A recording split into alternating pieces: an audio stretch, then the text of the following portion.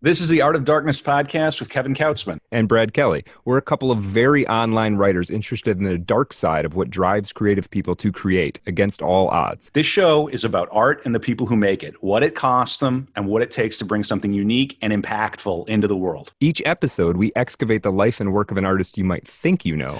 Don't worry, they're all safely dead. On every episode, we try and find out just what the hell was wrong with them and how they worked through their darkness to create something that lives on after them and continues to move culture. Find us online at artofdarkpod.com and on Twitter at artofdarkpod.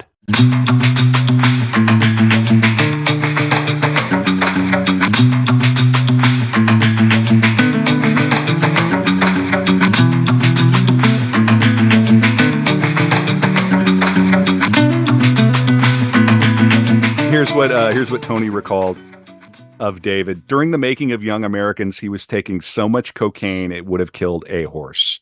John and David bonded over drugs, music, and shared quirky British sense of humor. He told of a time when he and John were in Hong Kong together during one of our expeditions on the back street. A kid comes running up and said, "Are you John Lennon?" And he said, "No, but I wish I had his money."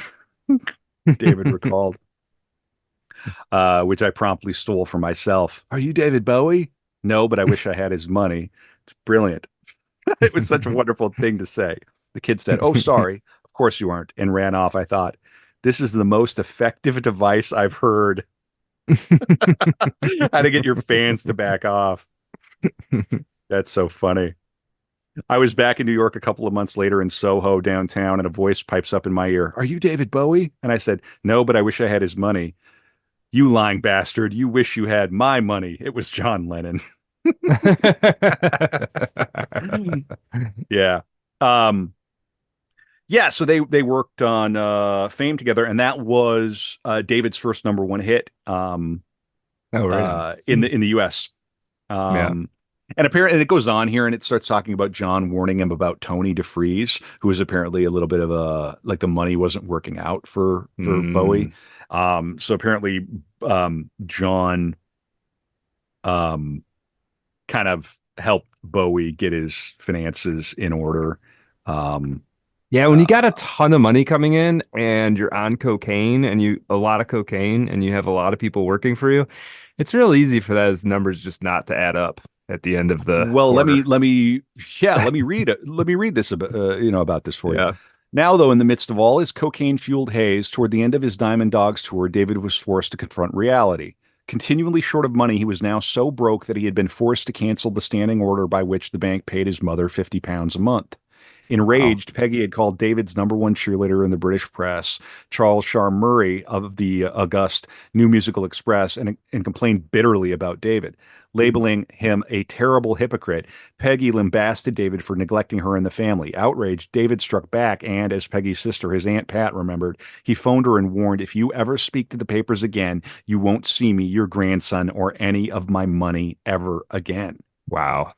Chastened, Peggy would never talk to the press about David again, but her slurs against him left a mark. Although he would eventually reinstate her allowance, for most of the decade, he restricted his contact with his mother to a minimum. Nonetheless, after he shipped all his gold records and awards to her, Peggy erected a virtual shrine to him in her apartment in Beckenham and hoped against hope that he would contact her, but he rarely did. By the time the Diamond Dogs tour hit Manhattan, the fact that David was truly short of money while Tony DeFries was living the high life at his expense had hit him hard, and he was ready to do battle with DeFries. Although Angie was spending much of her time in London with Zoe, now that she had been married to David for 4 years, she was intent on forging a career of her own as an actress. In quest of that, she traveled to America, where she hoped DeFries would manage her to professional success. Treating her ambitions with disdain, Tony was unaware that Angie was making mental notes regarding his lavish lifestyle, in contrast to hers and David's.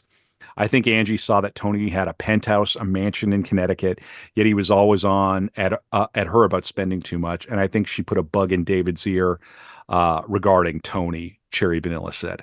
After DeFries made the fatal mistake of berating Angie about the $100,000 she spent on airfare in the past year. Whoa. That's a lot. David, ever the chivalrous husband, when the crunch came, sprang to her defense, and on the second night of the Diamond Dog show at Madison Square Garden, summoned main man President Tony Zanetta A lot of Tonys here. My middle name's Anthony. My dad was a Tony. To the Sherry, Netherlands for a meeting. There he proceeded to interrogate Zanetta about the terms of the contract, which he, David, had signed with DeFreeze. Over and over, he insisted to Zanetta that he owned 50% of Main Man, and Zanetta over and over recited the litany. You are to receive 50% of the profits after your expenses are deducted, of the monies generated by you and you alone.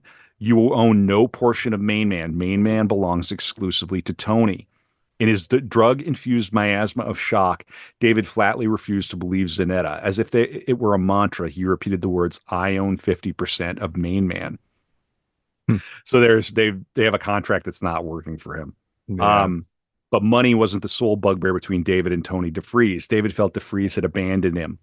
Zanetta said. They had been very close, but once DeFreeze set foot in America, he started to move on with me and Cherry. It became DeFreeze's world, and it no longer orbited around David so much anymore. David had only been a vehicle for DeFreeze to get where he wanted to go, and that was to become head of a studio and rich. That's what Tony wanted, but David expected him to revolve around him 100% like it had been in the beginning, but now it was no longer the most important client in Tony's life, and we were no longer a family. Finally, when dawn broke over Manhattan and David began to think more clearly, he was compelled to confront reality. Tony DeFreeze, the man in whom he had put all his trust, at whose disposal he had put all his talents, had used and abused him, and ultimately had played Tom Parker to his Elvis Presley. It was too much for David to bear. Um, so there you go. So he would eventually get it right. He died a very, very rich man, but it was not without its trouble. Man, this is a story as old Yeah. as time. Why does this happen over Oh and yeah. over and over again?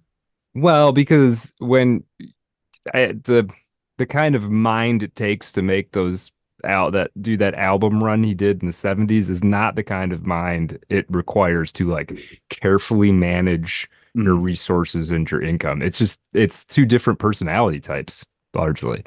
And I think you can learn the money management part, or at least find people you can trust to handle it for you. But I don't know.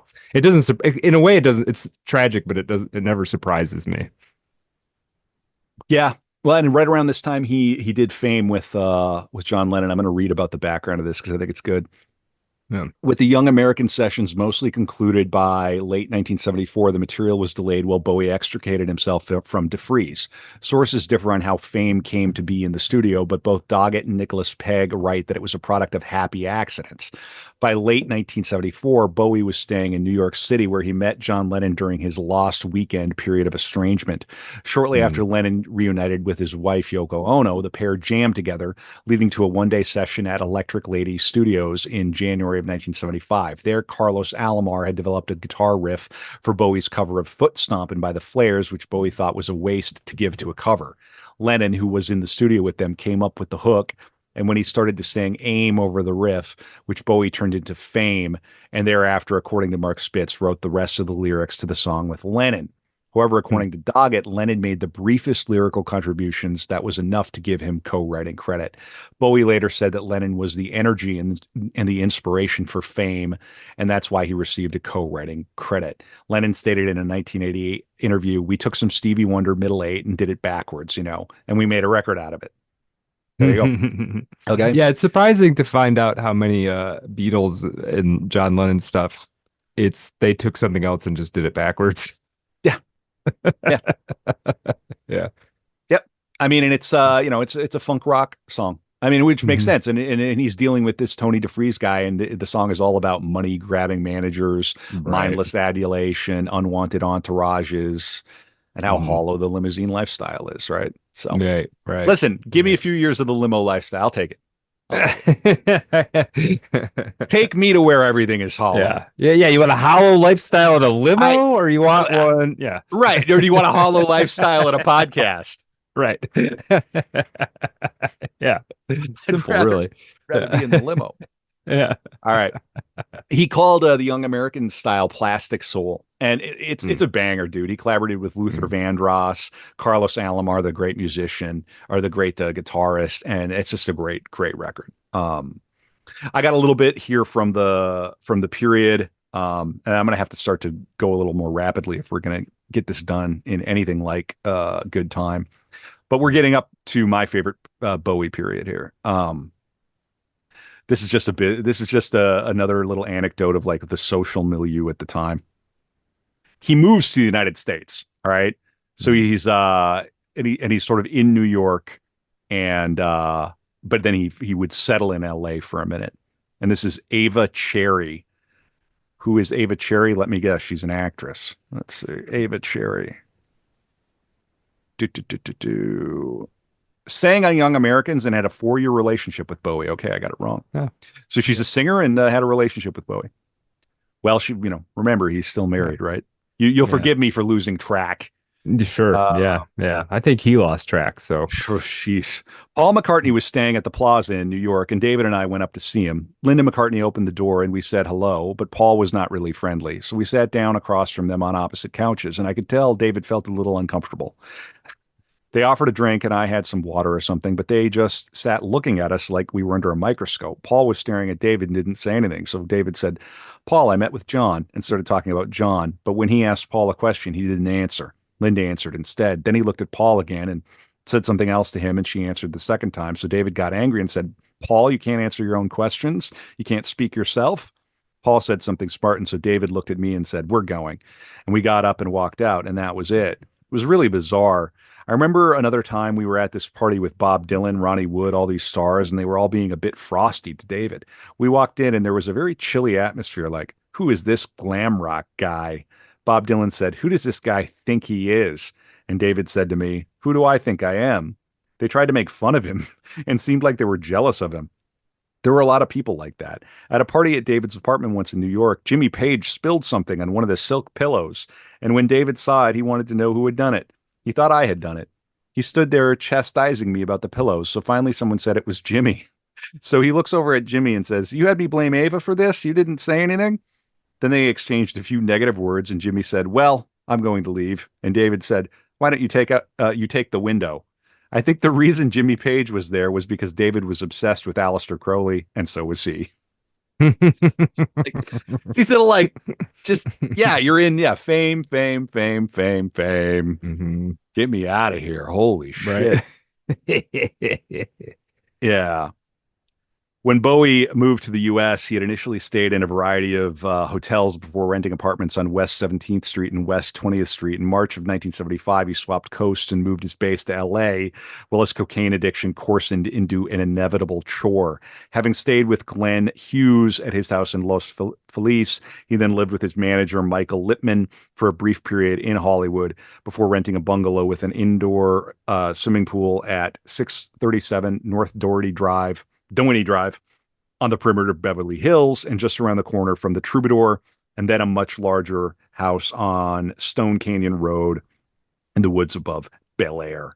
So yeah, so he's out in LA with Ava Cherry and And Coco probably. yeah, Coco, and Ava's talking about making friends with Mick Jagger and Keith Richards and how he's having a hard time. Things were so awful. Well, here, let's see. Uh, David was, and this is Ava Cherry again. David was the kind of person that when he was ready to go on to the next experience, that was it. He was off, and LA was like that for him. Maybe you might be on the shelf or a later date like Iggy or somebody like that, but if it was time for you to dissolve in that moment, then he'd finish with you. I saw him a couple of times over at Herbie Hancock's, as Herbie was a Buddhist at the time. And then there was one time when he was staying in Marilyn Monroe's house. He told me it was haunted. Things were so awful during that drug period. I saw a little bit of it, but not too much. It was devastating for him. I tried to stay out of it because it made me feel depressed.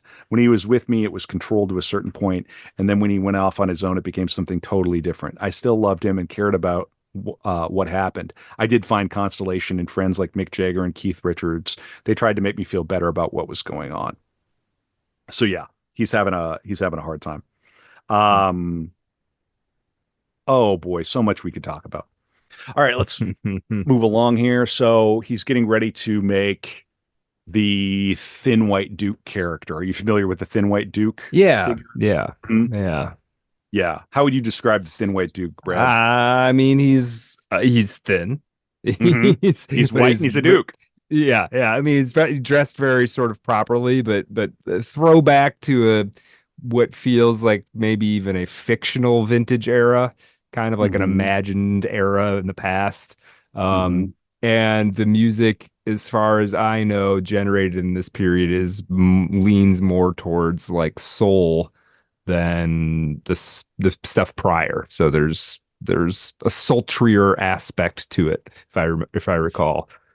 Yep. Yep. And I'm reading now again from the Dylan Jones book.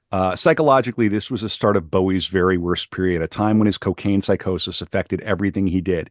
He never looked less than extraordinary, though. He was invited to the Academy Awards in 1975 and could not have looked more strange. He was wearing a huge Spanish black hat, a cape, and carrying a cane. His old friend Gus Dudgeon was there, the man who produced Space Oddity, and he couldn't believe his eyes. He looked fucking dramatic, like the ultimate gigolo. He's surrounded by 8 tons of charisma, and everyone is gasping.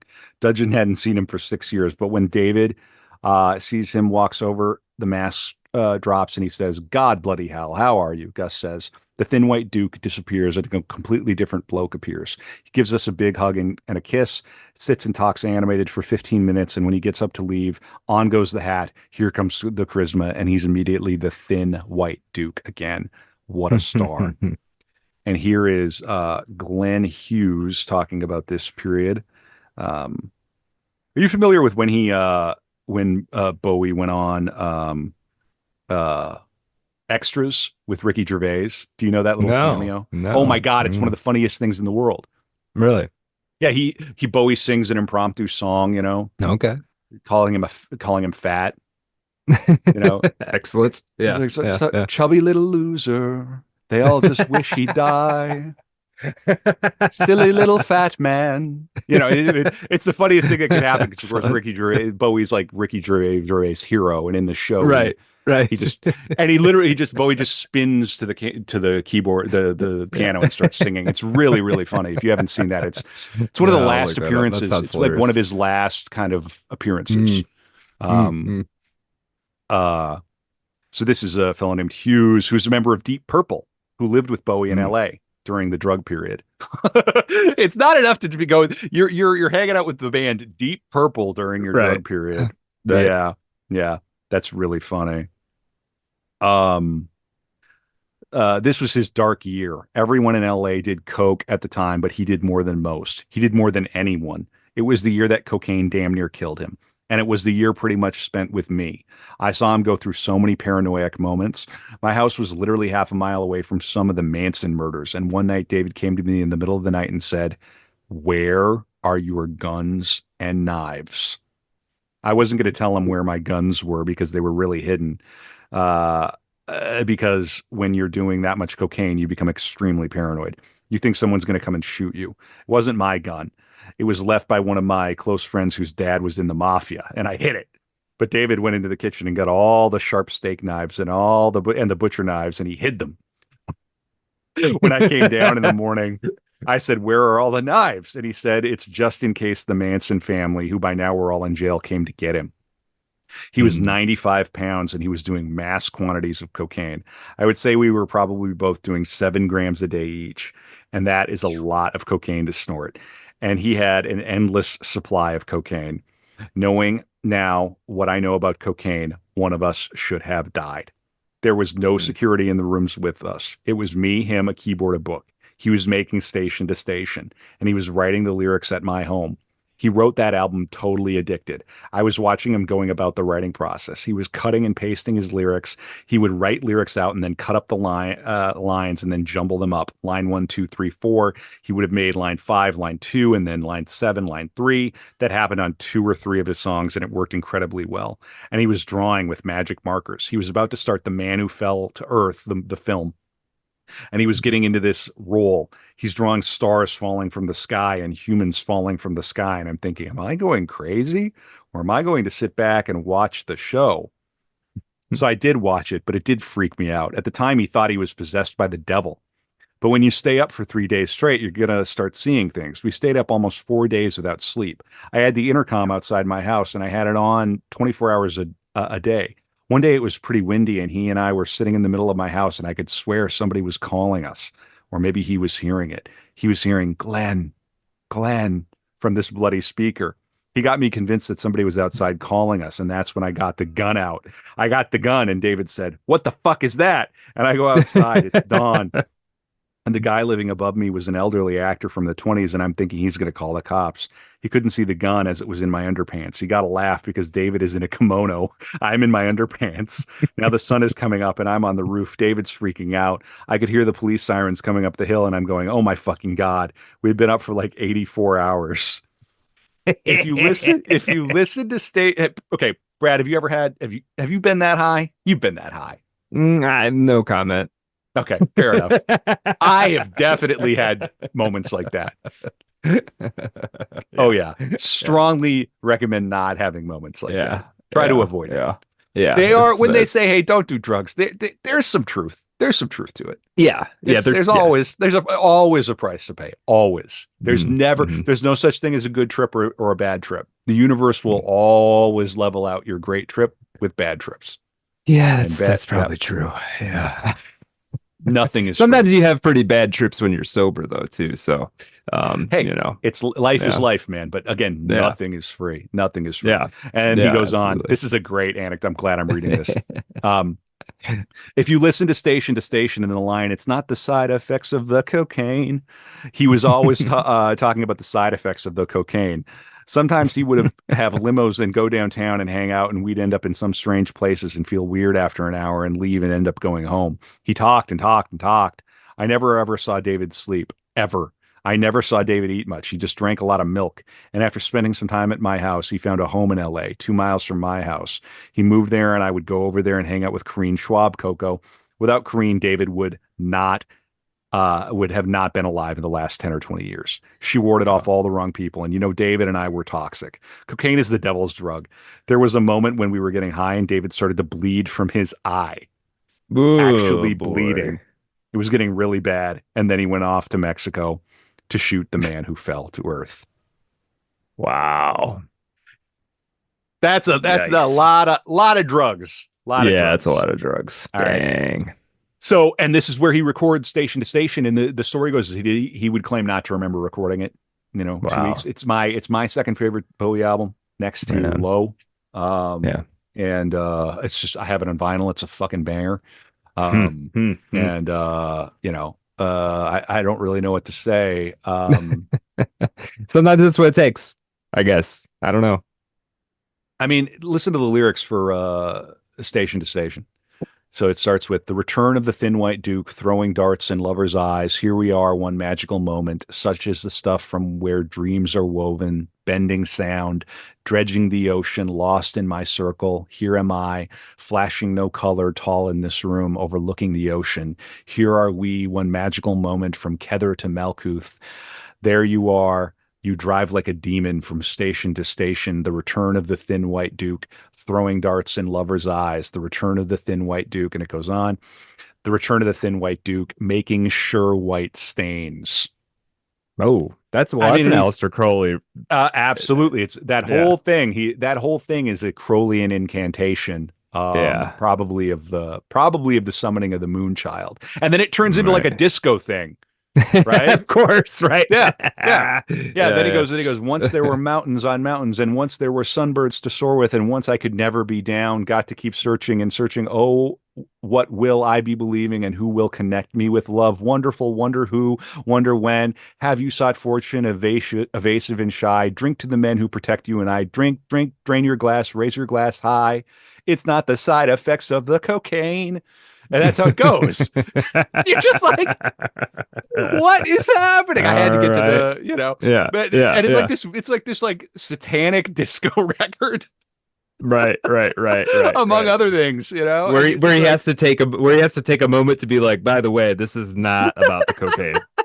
Well, I know. Yeah. I know you're thinking it's about the cocaine, but it's not. Dude. Yeah. And then the line is, it's not the side effects of the cocaine. I'm thinking that it must be love.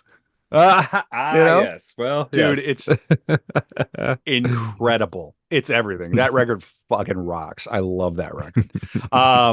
So now, okay. The Thin White Duke was a cold, emotionless figure obsessed with mysticism and fascism.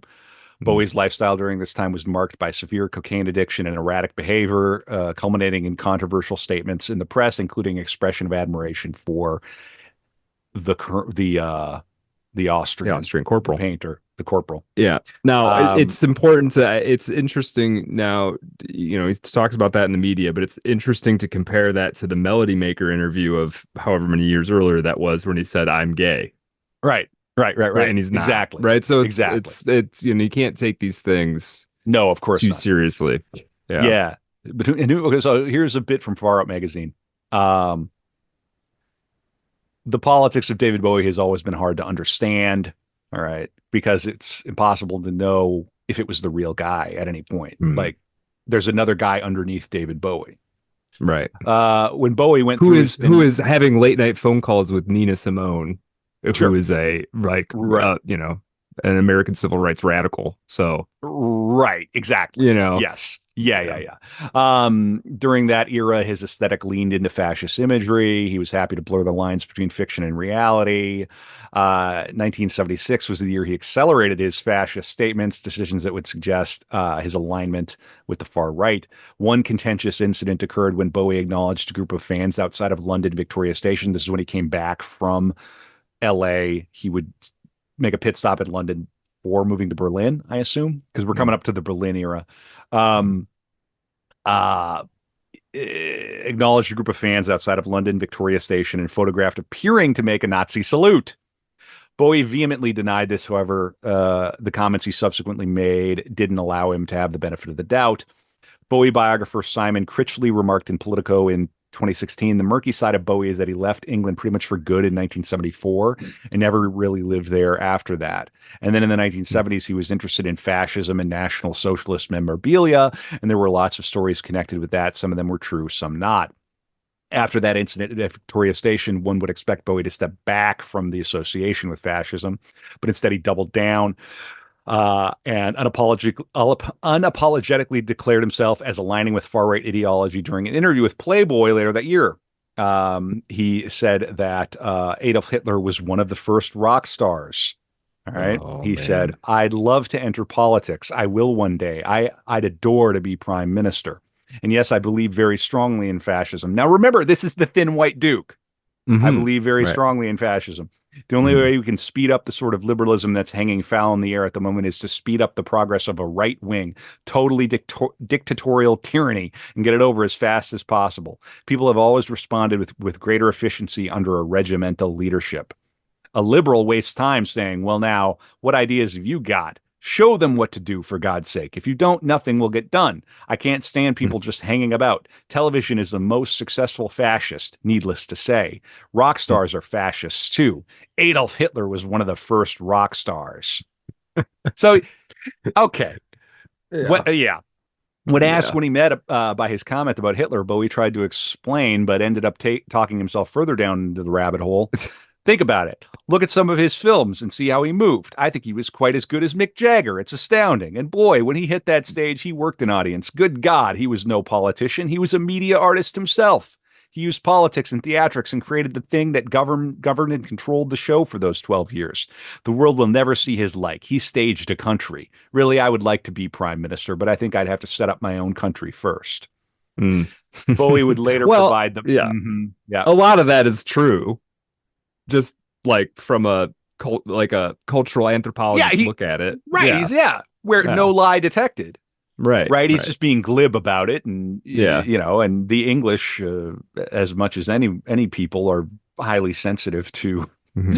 uh, you know, he would say in the Daily Express, he'd say, I'm Perot. I'm everyman. What I'm doing is Mm. theater and only theater. What you see on stage isn't sinister. It's pure clown. I'm using myself Mm. as a canvas and trying to paint the truth of our time on it. The white face, the baggy pants, they're Perot, the eternal clown putting over the great sadness.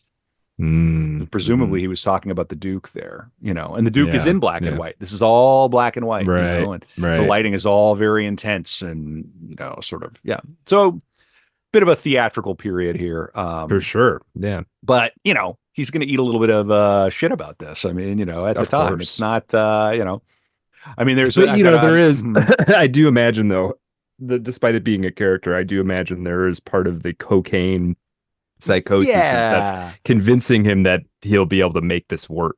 Right. That's a And you good know what thing I to mean? do. Right. Like, yeah, Yeah, this is exactly. like, Right. Like, yeah. Yeah, that's a what's the good thing to craziest do. thing the Thin White Duke could do? Sure. Yeah. Say Well, right. I want to become the prime minister of my own country, and Right. Hitler, Hitler was my theatrical inspiration, And Right. there's Right. a cover of some sort of paper called Thrills, and there's a picture of him at, in this car at Victoria Station, seemingly making the salute. But I mean, he's just literally just doing this. It's like, is he Well, wave? You know what I mean? You can catch yeah. anybody waving, and Right. if the You can get the angle right of the hand, you angle. get the Yeah. right angle, it's like, Yeah. I'm not going to right. start holding my arm up because who Yeah, knows? You could sure. I clip mean, I'm this. gonna do it. Yeah. Yeah. We're Yeah. getting to the Yeah. heroes cover here. We're getting to the Yeah. Right. Right. um, but they listen. They don't need you to do anything, man. The AI right now will That's just true. do it. That's But true. this paper, it says "Heil and farewell." Yeah. So I mean, Jeez. you know how the British magazine, that's in NME apparently. Hmm. Yeah. So I mean, here's something else he said in 1974. Britain is ready for a fascist leader. I think Britain could benefit from a fascist leader. After all, fascism is really nationalism. I believe very strongly in fascism. People have always responded with greater efficiency under regimental leadership. And Hmm. then, you know, this is the Playboy bit, right? And that bit where he talks about controlled the show for 12 years. He staged a country, da da da. People aren't very bright, They say they want freedom, but when they get the chance, they pass up Nietzsche and choose Hitler because he would march into a room to speak and music and lights would come on at strategic moments. It was rather like a rock and roll concert. The kids would get very excited. Girls got hot and sweaty, and guys wished it was them up there. That, for me, is the rock and roll experience. Jesus. Yeah. So, okay. Uh, Yep. And where's he gonna move? Berlin. Berlin. Right. Um, and so he moves to Berlin with his buddy Iggy Pop in 1976, and he helps Iggy Pop make The Idiot. You familiar with the Idiot? Yeah, Uh, I know it a bit. Yeah. Yeah. yeah. Good. Pop It's a good described. album. Yep. Yeah. Yeah, Bowie produced it. Pop described it as a cross between James Brown and Kraftwerk. So that's fun. Um, and this was a huge monster period for Bowie. This is my favorite time in Bowie's life, from the Thin White Duke through to Low. Uh, it's incredible. If I could only pick three albums from Bowie chronologically, it would be those. So Station to Mm. Station, Low, Heroes, right? Happily, I don't have to pick, right? But Yeah. Low is definitely, well, Low is the first of the Berlin trilogy now, it seems. Okay. I think let me look up Berlin trilogy. Yeah, Low, Heroes, and Lodger. Yeah. So the fact that Station to Station comes right before Low is so crazy. Listen to those two Mhm. albums back to back, because Low is about the come down. Low is Right, about right, right. getting That's right his Sunday and morning coming down big song. time. Yeah. And do you Yeah. know that Album. record? I've listened to it. Yeah, yeah. It's great. Yeah, I'm yeah. But the I'm vibe a is total the yeah. yeah, yeah, It's a I'm a vibe he total hadn't hit. It's a vibe he hadn't hit yet at that point. That doesn't seem no. like. Yeah. Well, and and Eno, my understanding is that Eno was a little irritated that he didn't get a credit on it. Like, it's just Bowie Low. Like, he would Mm, have liked his name on there, and he was a huge. It is a Brian Eno record, but mm. it's a David Bowie record. Right, right. And Brian Eno's great, love it. That album is just so good, and you got to play the whole album. The A side of Low to me is the greatest, like, in terms Mm, of, like, it's the greatest rock and roll. It's also like a complete deconstruction of rock and roll. It's such a vibe. It sounds like it could have been recorded yesterday. And then the B side is this totally experimental Afro-futurist, like, synthy slurry. nice. And I just, the audacity to do that Yeah, is just so cool to me. yeah. Um Well, he could yeah, get away with anything at this point, right? I mean, that's true. That is true. yeah. But I mean, he also should have died. Right, Um right, right, Yeah, so I'm going to read a right. little bit of an article from Uncut. David Bowie remembers Berlin. I can't express the feeling of freedom I felt there. Brian Eno attended one of the Wembley shows, returning to Bowie's rented digs in Maid Vale to discuss a serious collaboration. Bowie then moved on to finish the tour in Holland and France, finally returning to Switzerland for his son Joe's birthday party. This must have been the tour for Station to Station. This is a long article with multiple pages, and I'm just jumping in on page 4 here. Um, let's see here. Whether or not he struck the pose, Bowie's interest in fascism was clearly never a serious flirtation. He spent 25 years explaining and apologizing for the glib theatrical observations he made in 75 and 76. His band at the time, mostly black and Puerto Rican New Yorkers, never took the comments seriously. Eno now dismisses them as pure posturing. Only the boneheads of the NF, who praised Bowie's Aryan sound in their literature, and the equally dim FBI, who reportedly listed Bowie as an apparent Nazi sympathizer, could miss the illogical irony of his public statements. That's really funny. Um, he protested to Fleet Street journalist Jean Rook that the Thin White Duke was not so much a rock and roll Hitler as pure clown, the eternal clown, putting over the great sadness of 1976. Rook noted that Bowie looks terribly ill, thin as a stick insect, and corpse pale, as if his lifeblood had all run up into his flaming hair. LA really nearly killed him. All right. So it's spring of 1976. Bowie stood at a crossroads. He could have returned to the US where his commercial stock was high and become a pampered mediocrity. They say like Rod Stewart. Alas, that would have meant Ooh, returning to shots LA. fired. Yeah, shots fired. This is what he had to say about LA. The most repulsive wart on the backside of humanity. The fucking place should be wiped off the face of the earth. He should have worked with Alternatively, Tool. He and yeah, Maynard should have yeah, got the together. other, yeah, they're your friends of Yeah. the pod, Tool. Yeah, not an original idea from Anima. Please record another album, guys. Please go on tour again, Tool. Um, Alternatively, he could have settled into taxpayer-friendly domesticity in Switzerland, played Happy Families, and become Phil Collins. Nice. But Bowie also had another option: to rent a faceless apartment in the most arduous city I could think of, a magnet for druggy dropouts and draft dodgers, a hub of bohemian decadence, an island of surrealism in a country that was never supposed to exist, hemmed in by barbed wire and Cold War power politics, plus, incidentally, the heroin capital of Europe. Before he even had time to yodel across the placid waters of Lake Geneva, Bowie was packing his bags. Mm. Berlin offered Bowie sanctuary from the pressures of superstardom, marital and managerial turmoil, but perhaps most of all from himself, or at least the grotesque caricature of a coked up, mentally scrambled rock star that he'd become in LA. Life in LA had left me with an overwhelming sense of foreboding. I had approached the brink of drug induced calamity one too many times, and it was essential to take positive action. Berlin was one of the few cities where I could move around in virtual anonymity. I was going broke. It was cheap to live. For some reason, Berliners just didn't care. Well, not about an English rock singer. Although he Mm. visited several Nazi sites in Berlin, it's kind of hard to miss Nazi sites in Berlin in the Mhm. 70s. Bowie Yeah. later admitted that his academic and Hitler suffered a fatal dose of reality after moving to Germany. Suddenly, I was in a situation where I was meeting young people of my age whose fathers had been SS men. That was a good way to be woken up out of that particular dilemma and start to refunction in a more orderly fashion. I came crashing down to earth when I got back to Europe. All right. So he goes there with Coco. Iggy Pop is there, and he's super interested in the German expressionists, German cinema, and krautrock, and all the rest. And in the interest of time, I'm just going to say he goes on. He imbibes all of the whole krautrock thing that happened, Mm. and he goes on to make three of his greatest records, certainly two of his greatest records: Low, Heroes, Lodger. He saves his own life in the back half of the 70s. Mm. And then made what might be my favorite record of all time, which is Low. I think I Mm. love that album. I cannot say enough about Bowie Low. Go and listen to it. I have the shirt. It's, I can't say enough. I just, when we're Yeah. done tonight, I'm going to go back over to my little record player. I'm going to slap on Bowie Low. All right. Nice.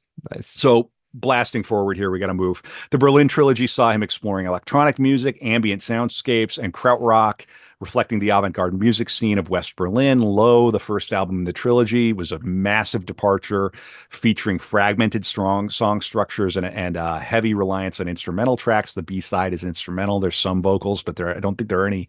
There may be only a few lyrics on the B-side. The album's themes of alienation and introspection mirrored Bowie's personal struggles at the time. If you have ever detoxed, if you've ever tried to sober up, whatever, Bowie, listen to Bowie Low and tell me that doesn't, reflect Mm, the feeling of what it's like to be high and then to get sober.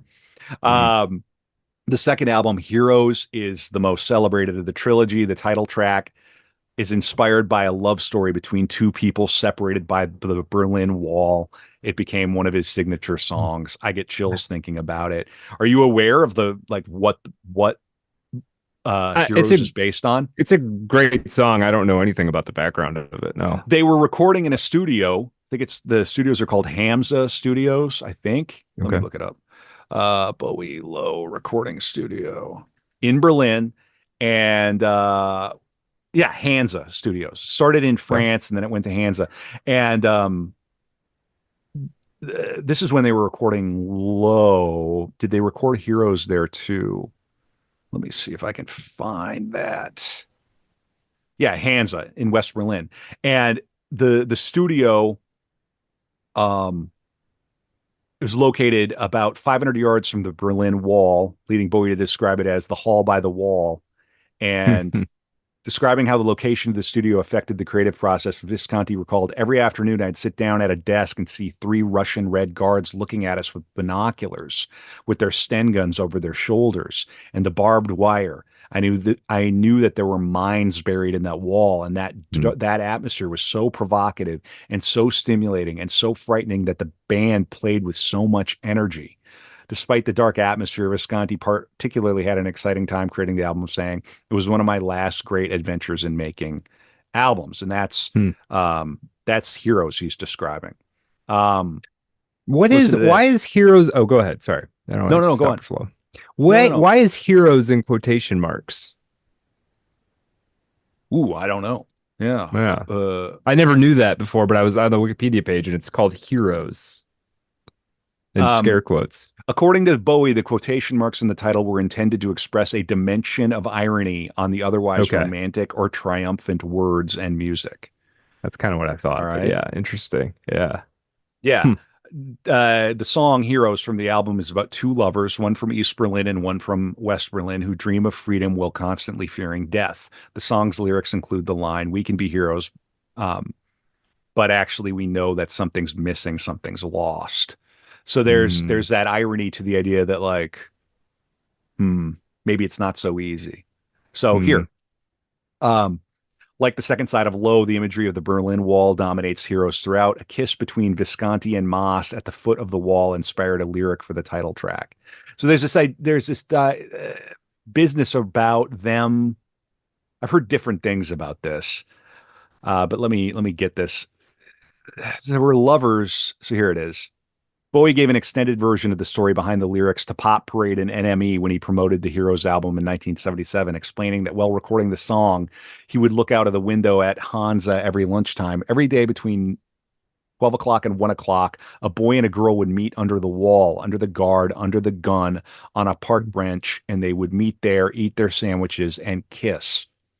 They were having some kind of affair, and this went on during the whole recording every day. It struck me as ironic wow. that of all the hundreds of places they could have met, they met under the wall. So I presume that they felt guilty about their affair, but I guess that they gave their affair credibility by regarding it as an act of heroism. So the song evolved out of that. It's a very pretty love song. It's also Hmm. not quite a true story. The two people that Bowie had seen getting friendly were actually Tony Visconti and German singer Antonia Moss. As Hmm. Visconti was married, Bowie decided that when being interviewed about the record, to use another story to spare everyone's blushes. All right. Uh, So that uh, is cool as hell. So he yeah. made that Yeah. up, but it's actually about his producer who was having an affair. Yeah. Well, hey, And can't break the bro code though. You know what I mean? What are you gonna do? Yeah. can't break that. That may indeed, Brad, be why the quotes are around Right. Heroes. Yeah. Wouldn't that Heroes, be Tony. Heroes. You're being a Heroes? hero. Yeah, Yeah. yeah, yeah. Um, Nice. and there's so many great stories like, Robert Fripp from King Crimson King flew Crimson. Yeah. over and was on Low and I think maybe even on Heroes and he flew over with his guitar, like no luggage, stayed a couple days, laid down what he had to do and just went back and it's just Hmm. stuff like that. It's just so cool. You have to Um, imagine though, if you're Robert Fripp, who had a great career of his own right, but you're flying into Berlin in '77 or whatever it is, you're like, what are we doing here? Like, yeah. Yeah, yeah, yeah. I guess Bowie wants to be here. I guess there's a lot of heroin here. I don't it's know, I don't know yeah. what's going on. Yeah. But he was able to kick his cocaine addiction here and now we're getting into, the 80s. He had already done The Man Who Fell to Earth, the movie, very weird movie. You ever see that movie? A long, long time ago. Yeah, I couldn't say much about it. Yeah. I mean it's worth picking up not on its own merit, but as a kind of if you're a Bowie completist, you need Mm. to, see it. Um uh his marriage falls apart at this point. All right. And we're Oh moving into wow. the It took that moving into long, the eh? 80s. Yeah, well, I mean, listen, it was 10 long years for David Bowie. Yeah, yeah. The 70s were his decade and, whatever. So here's uh here's Angie. The phone call from David was panic stricken. He was in LA and I was in New York. He couldn't say what was wrong, but I had to fly to his side. So I jumped on a plane, rushed into the luxurious Beverly Hills hotel and headed straight for his room. I found him there having sex with American soul singer Claudia Lanier. Whatever had been troubling him had obviously passed. Sorry, he said. I closed the door and headed for the Polo Lounge restaurant, thinking to myself, you need to get a life, Angie, because this is not a life. This is hanging on by your fingertips. He had told me before we married, I don't love you. And we had enjoyed an open relationship from the start. We had a threesome the night before our wedding, but I demanded dignity and respect. And this was the moment I realized I was losing both. David had always had my permission to have sex with people to the left of me and to the right of me, but not in front of me. I kept thinking it can't be true. A relationship like that with a man like that, it defines your life. That episode in the Beverly Hills Hotel was almost 40 years ago. She's telling it much later. Those were meant to be our golden years, the era when we enjoyed the global legend we'd built together in Beckenham, South London. I knew that they were coming to an end. David and I were divorced in 1980, and there has been a silence between us ever since. Despite our decade of marriage and a child together, I was airbrushed out of his life. He never demonstrated any affection or gratitude after we parted. He fired anyone who mentioned my name. Pictures of us together were destroyed. He would never let it be acknowledged what I had done for him. I was given a kiss off, whacked financially. The vitriol was extraordinary. I had Zoe for David. She admitted that hadn't seen Duncan since he was 13 and is unlikely to ever make contact with him again. I don't know if they've made contact since Bowie's death, any of it, Yeah. but pretty heavy. Um, Wow. you know, So, she mm, so after the divorce, Zoe's Duncan went with David. correct. Interesting. Okay. That's my understanding. Yeah. Yeah. Um, she also said, once I was having an argument with his PA, Kareen Schwab, he hurtled across the room and grabbed me by the throat with both hands and started squeezing. He was high. It was awful. Kareen dragged him off. Sometime after that, when David and I met in Berlin to talk about divorce, I found all her stuff in his apartment, so I rearranged it straight through the bedroom window. I heard it landed on a car below. When we divorced, I only wanted two things: a relationship with our son Zoe and enough money to live on until I had established my own career. I got neither. Zoe was my gift to David, and I would never have separated them. I'd never have used my child as a weapon in our divorce. But it meant I was doubly punished when we split. I lost my work, which was David, and my family. Zoe just didn't want to come to see me anymore. I was living in New York in an apartment on 8th Street above a diner, and he didn't like it. It wasn't what he was used to. The last time I tried to contact him was when he was a pupil at Gordonston, David's choice, not mine, and I tried to call to wish him luck with his A levels. The school said there is no one of your name that has anything to do with him. They would not put me through. So that's pretty tough. That's Um, dark. Yeah. just want to, it's some darkness for sure. I mean, this is utter Yeah. darkness. Yeah. Yep. So I got a little bit here. Yeah.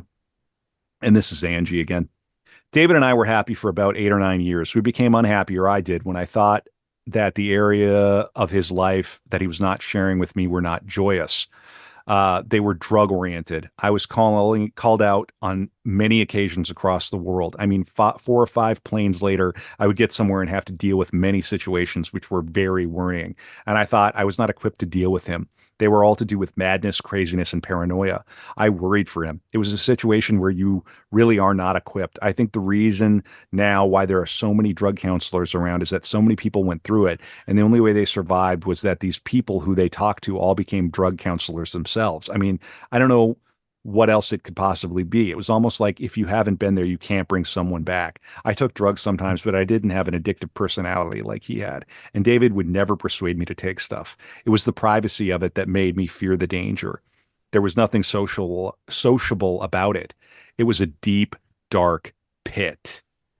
All right. Mm, So the marriage just, this didn't survive. It sounds like it wasn't yeah. ever kind of meant to survive. Yeah. I got a little bit that's going to bring us into Bowie in the 80s.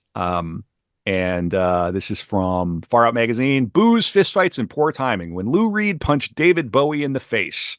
Oh man. All right. So Okay. they stay friends throughout it, right? I Oh, hinted good, this good, good. early. All right. Yeah. You know, all right. So they had the little bromance. Bowie helped produce Transformer. And then it was later. Um, was chronicled by Bowie or in a book called Bowie, The Ultimate Music Guide, saw the dynamic duo come to blows after a show at the Hammersmith Odeon in 1979. After the performance, Bowie, Reed, and some band members left the stage and headed to the Chelsea Rendezvous restaurant for food and a catch-up. At one point, Reed asked Bowie if he'd be interested in producing his ninth solo studio album, The Bells, to which Bowie kindly agreed.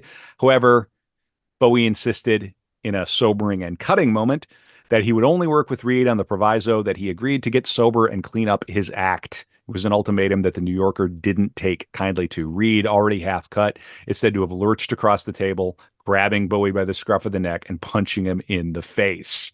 Mm. Reed was eventually dragged off Bowie and escorted out of the building, both rock stars screaming insults at one another to stunned onlookers. Uh, as a guitarist in the Lou Reed band at the time, I was actually sitting next to both David and Lou at dinner when this exchange took place. I can tell you exactly what transpired verbally, Chuck Hammer once said in an interview. Lou had been discussing details regarding his upcoming new album as he had unrecorded. Lou asked David if he would be interested in producing the record, and David replied yes, but only upon the condition that Lou would stop drinking and clean up his act. And upon that reply, chaos. Now, what's interesting because, Bowie had only just gotten clean then. Now. Right. And Right. and the verbal bantering continued into the night at the hotel with Bowie in the hallway demanding that Reed come out and fight like a man. It all quieted down and Lou never reappeared and was probably passed out. And then they would make up. Mm.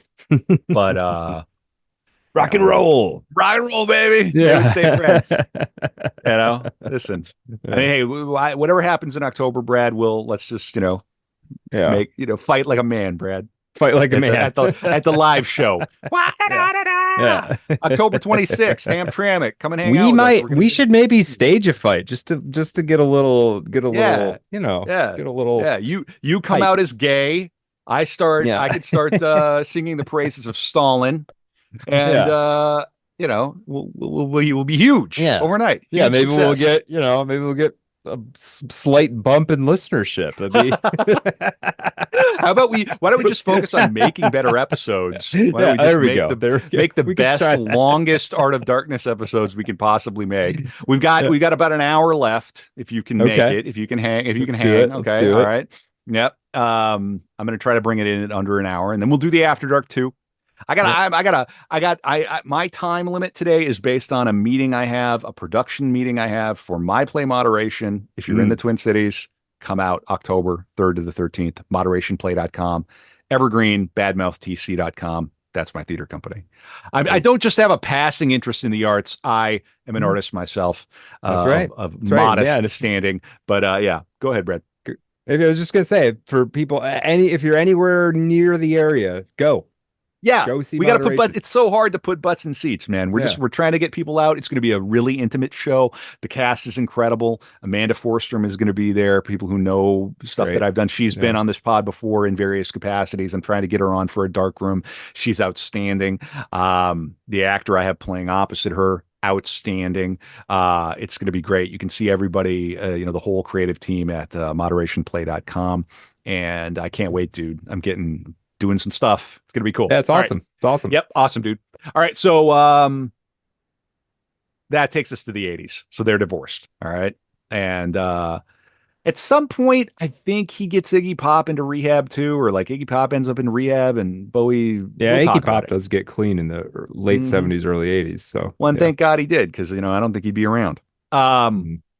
so now he releases in 1980, and I'm just gonna get the discography again. Uh yeah, dude, that's so crazy. Right after the Berlin trilogy, he releases Scary Monsters and Super Creeps. Do you know Scary Monsters? I don't know. I know I don't really know either of these albums. Yo, no, it's one album, Scary Monsters. Oh, sorry. No, no, I don't. Yeah, Scary Monsters is a stupidly good David Bowie record. Right Um, on. and they Look at the recorded it in New track listing. York in 1980. And you might as well say this starts the 80s too. Mm. Um, and Here's Bowie. There was a certain degree of optimism making Scary Monsters because I'd worked through some of my problems, Scary Monsters.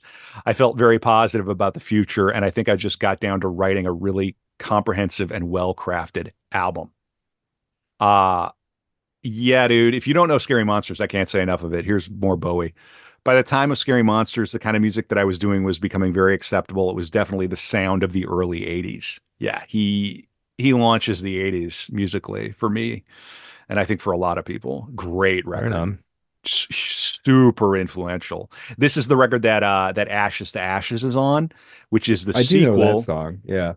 Yeah, Ashes to Ashes, Fun to Funky, We Know Major Tom's a Junkie, that one. Hmm. Um, and this is the song that has uh the music video that's super influential. Are you familiar with that one? I don't think I've seen the video. I'm sure I've seen Oh, images from it. oh yeah, Yeah. I'm sure you Let me have. put it on the Yeah, I mean it background was here. so let me read a little bit about Ashes to Ashes music video. Co-directed by Bowie and David Mallet, who had previously directed the videos for Lodger, filmed at a cost of £250,000. Dang. It was the most expensive music video ever made at the time and has remained one of the most expensive of all time. Shot in May of 1980 over a period of 3 days, Bowie storyboarded the video himself, planning every shot and dictating the editing process. Mallet used the then new Quantel paint box to alter the color palette, rendering the sky black and the ocean pink. Writer Michael Shore described Mallet's direction as deliberately overloaded, demented horror movie camera angles, heavy solarizations, neurotic cuts from supersaturated color to black and white. Filming locations included Beachy Head and Hastings. Shooting the beach was Mallet's idea. He later said it's one of those very rare places where you can get right down to the water and there's a cliff towering over you. The crew found an abandoned bulldozer on the beach and were able to contact its owners and employ the vehicle for the shoot. Hey, Meanwhile, the nice. padded cell and exploded kitchen sets were developed from the Kenny Everett Show performance of Space Oddity, also shot by Mallet the year prior. Similar to Bowie's other music videos, Ashes to Ashes does not tell a story, instead being filled with strange images that Buckley compares to a dreamlike mental state. In the video, Bowie portrays three different characters: a clown, astronaut, and insane asylum inmate, all of whom represent variations of the song's outsider theme, and so forth. If you don't know this, strongly recommend it. And some of the scenes were intentionally derived from H.R. Giger's design for Hmm. Alien. And here's Bowie on the video. Conveyed some feeling of nostalgia for a future. I've always been hung up on that. It creeps into everything I do, however far away I try to get from it. The idea of having seen the future of somewhere we've already been keeps coming back to me. Hmm. So he would see the future, try to invent the future. He managed to do it a few times. That video is super influential. If you don't, yeah, Hmm. Yeah, take I mean, take a at that minute. time, it was like there wasn't even like a where would you even see a music Well, video? right, and this is what's important, right? So, Yeah. it was groundbreaking, and it was his work in this area was instrumental in the rise of MTV and the music Hmm. video as a central element of pop culture. Right on. Yeah, All right, that makes yeah, sense. Because yeah, I mean, you don't even have I don't even think you can rent videos in 1980. right. Yeah, MTV Yeah. was launched on Saturday, August 1st, 1981 at Okay. 12:01 a.m. Wow. Yeah. Okay. Yeah. Yeah. Yeah. I want my MTV, baby. Yeah. I mean, in the first image shown on MTV were a montage of the Apollo 11 moon landing, right? So you get this like Right. spaceman theme, Bowie theme, Hmm. you know. Yeah. So he was a big Yeah, part for of that. sure. He was a Huh. big part of that. Cool. All right. So what's he gonna do next? Right? Let me get my timeline right here. What year are we talking about? Well, we're in the 80s now. Yeah, dude. What okay, so he puts out Scary Monsters in I think September of what did it come out? Record da da da. No, it was released in August of oh, that's Ashes to Ashes. When did Scary Monsters come out? September of 1980. What do you think he's doing? What is David Bowie doing in New York City in the fall of 1980? He's just put out Scary Monsters. What's he got to He's do next? he's off cocaine. He's sober. Soberish. Bowie God. sober. So it's Bowie sober. Man, I don't know. That's really hard to say. He does a fucking Uh, Broadway play. I see. Okay. Yeah, it makes sense. That Do you makes know what sense. play he did? No, I don't know anything about this. He did The Elephant Man on Broadway. Oh, wow. Okay. And it Okay. was and it was well received. The critics Sure. were like, Yeah. this is going to close, it's going to be garbage, da da da. Yeah. And Yeah. here's what this Far Out magazine says. The brilliance of Bowie's stage performance, however, still came as somewhat of a shock to the masses. Some theater snobs expected a pretentious flop. But as Clive Barnes of the New York Post was quick to write, David Bowie in The Elephant Man is giving one of the greatest acting performances I have seen in years. He has also made the most brilliant Broadway debut in recent memory. Huh. Yeah, Wow. Bowie opened as John Merrick in the Jack Hofstis stage show for the first time in 1980. He soon garnered unanimous praise wherever the show traveled, and it proved a hugely rewarding experience for him. And here's what he said. Um, the whole thing happened so fast when they finally decided to take me as Merrick. I'd forgotten about the whole thing after Hofstis had seen me, but I got a call within 2 weeks of having to go over and start rehearsals. So I couldn't do very much. So I went to the London hospital and went to the museum there. We found the plaster casts of the bits of Merrick's body. And if people who don't know the story of the Elephant Man, you need to know the story of the Elephant Man. You go watch the great David Lynch film. Yeah. Yeah. Um, For it's sure. based on a true story. It was this man who had this horrible elephantitis and was treated. It was like in a freak show, and then he was finally treated in a London hospital. Yeah. So Mhm. Bowie's saying we found the plaster casts of the bits of Merrick's body that were interesting to the medical profession, and the little church that he'd made, and his cap and his cloak. Nothing much that you can get from that, just the general atmosphere. We didn't know if I was going to get to New York, but for me, it was the idea of doing a straight play that had the greater appeal. Um, you can actually go and find footage of him doing it. And it's like, Huh. Cool. he's a good actor. Like David Bowie could have just been an actor, you He could know? have, yeah. You can tell And that from the Labyrinth and the Prestige and yeah, there's a and of lot course to he into shows up there. in who does he play in The Prestige later? Nikola Tesla. Yeah, he plays Tesla in The Yeah. Prestige. Yeah. Yeah, yeah, yeah. Which is just like, okay, there he is, I you remember know? seeing that being like, oh, holy shit, that's David Bowie. What? Yeah, right. And Yeah. not in a ironic casting either. In a probably best man for the part. Like Yeah. Yeah. Yeah. yeah, It's got a good yeah, look and yeah. yeah. Yeah, and maybe also a bit of a meta commentary there. Yeah. You're, certainly not going to pass up the chance to work with David Bowie. Um, Right. so what happens in 1980 around uh, the presentation of the Elephant Man? Some other big event happens in New York, right when 1980? this happens. Yeah, yeah. Oh. Hmm. Mm. Hmm. All right, I here you don't go. know. In 1980, End of disco. as John Lennon, Yoko Ono, and their Oh, son right. Sean Yeah. lived out their days at the Dakota Building, David Bowie was gearing up for a new role on Broadway. All right. John Mhm. Lennon, comparatively, was living the quiet life.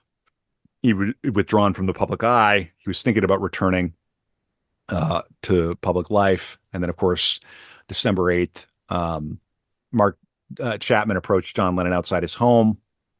Uh, Chapman opened fire after asking for an autograph and killed um, John Lennon. And according to an off the record interview conducted by Redbeard, I think a police officer, it would appear that Bowie was to be Chapman's next victim. I was second on his list. Oh, this is somebody who interviewed Bowie. I was second on his list, the detective said. Bowie told Redbeard as they shared a studio near Madison Square Garden in 1999. It's not difficult to imagine the star was one of the biggest names in music during the 70s. In a cruel twist of fate, or perhaps a hint at just how serious Chapman was about taking out Bowie, the singer also revealed the murderer had booked a ticket to his Broadway show. Chapman had a Oh, front row ticket to The Elephant Man the next night. John and Yoko were supposed to sit front row for that show too. So the night after John was killed, there were three empty seats in the front row. I can tell you how difficult whoa. that was to go on. I almost didn't make it through the performance.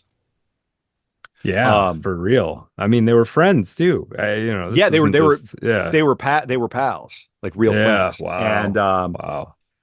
yeah, and I'm going to read a little more here. This is from Louder Than Sound, the article, How David Bowie's role as the Elephant Man was almost his last.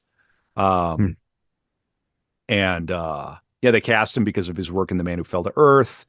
Bowie said, I don't think I was really qualified to do this, but he did it. And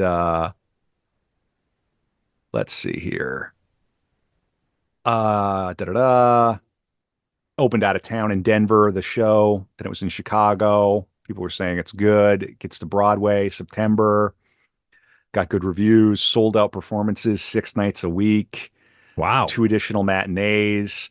Um, it's actually crazy that he was able to pull that off. That's not easy. Yeah. And then so Yeah. on reportedly the murderer, Mark David Chapman, had been to see the Elephant Man 2 nights before Whoa. he shot Lennon and had photographed Bowie afterwards at the stage door. He bragged to his girlfriend that he could have killed either Lennon or Bowie. When police searched Chapman's hotel room, they found a program for the Elephant Man with Bowie's name circled in black ink, along with the Polaroid photo. Wow. Holy Yeah. crap. He continued Hmm. to do the play for another 3 weeks, and Carlos Alomar said he was just destroyed by John's death. You must understand that David was living in New York with his son. He had just gotten to a great place in his life where he was coming back. He felt comfortable walking around the city, and then you find out that your friend who also felt comfortable walking around got shot, and you were next. Hmm. Upon his departure from the Elephant Man on January 4th, Bowie had planned an international tour behind Scary Monsters, along with a satellite link to movie theaters for select shows, but he scrapped it all and disappeared into seclusion in Switzerland. And he wouldn't step Wow. on stage for 2.5 years. Wow. Okay. Dang. Yep. So crazy. Hmm. Fuck Mark David Chapman. Fuck that guy. Yeah, for real. Nonsense. Is he is Crazy. still alive? And I mean, is Mark David Chapman still alive? I I know don't the know if he Reagan attempted Reagan assassins out and playing shows. Apparently, it's like I mean, singer-songwriter style. whatever demon, inspired Mark David Chapman to do that, like, got its mark for sure. Like, Yeah, sucks, dude. yeah, Just yeah. It sucks. does. Is he still alive? Yeah, he's 69 years old. Okay. Oof. I hope he found Jesus.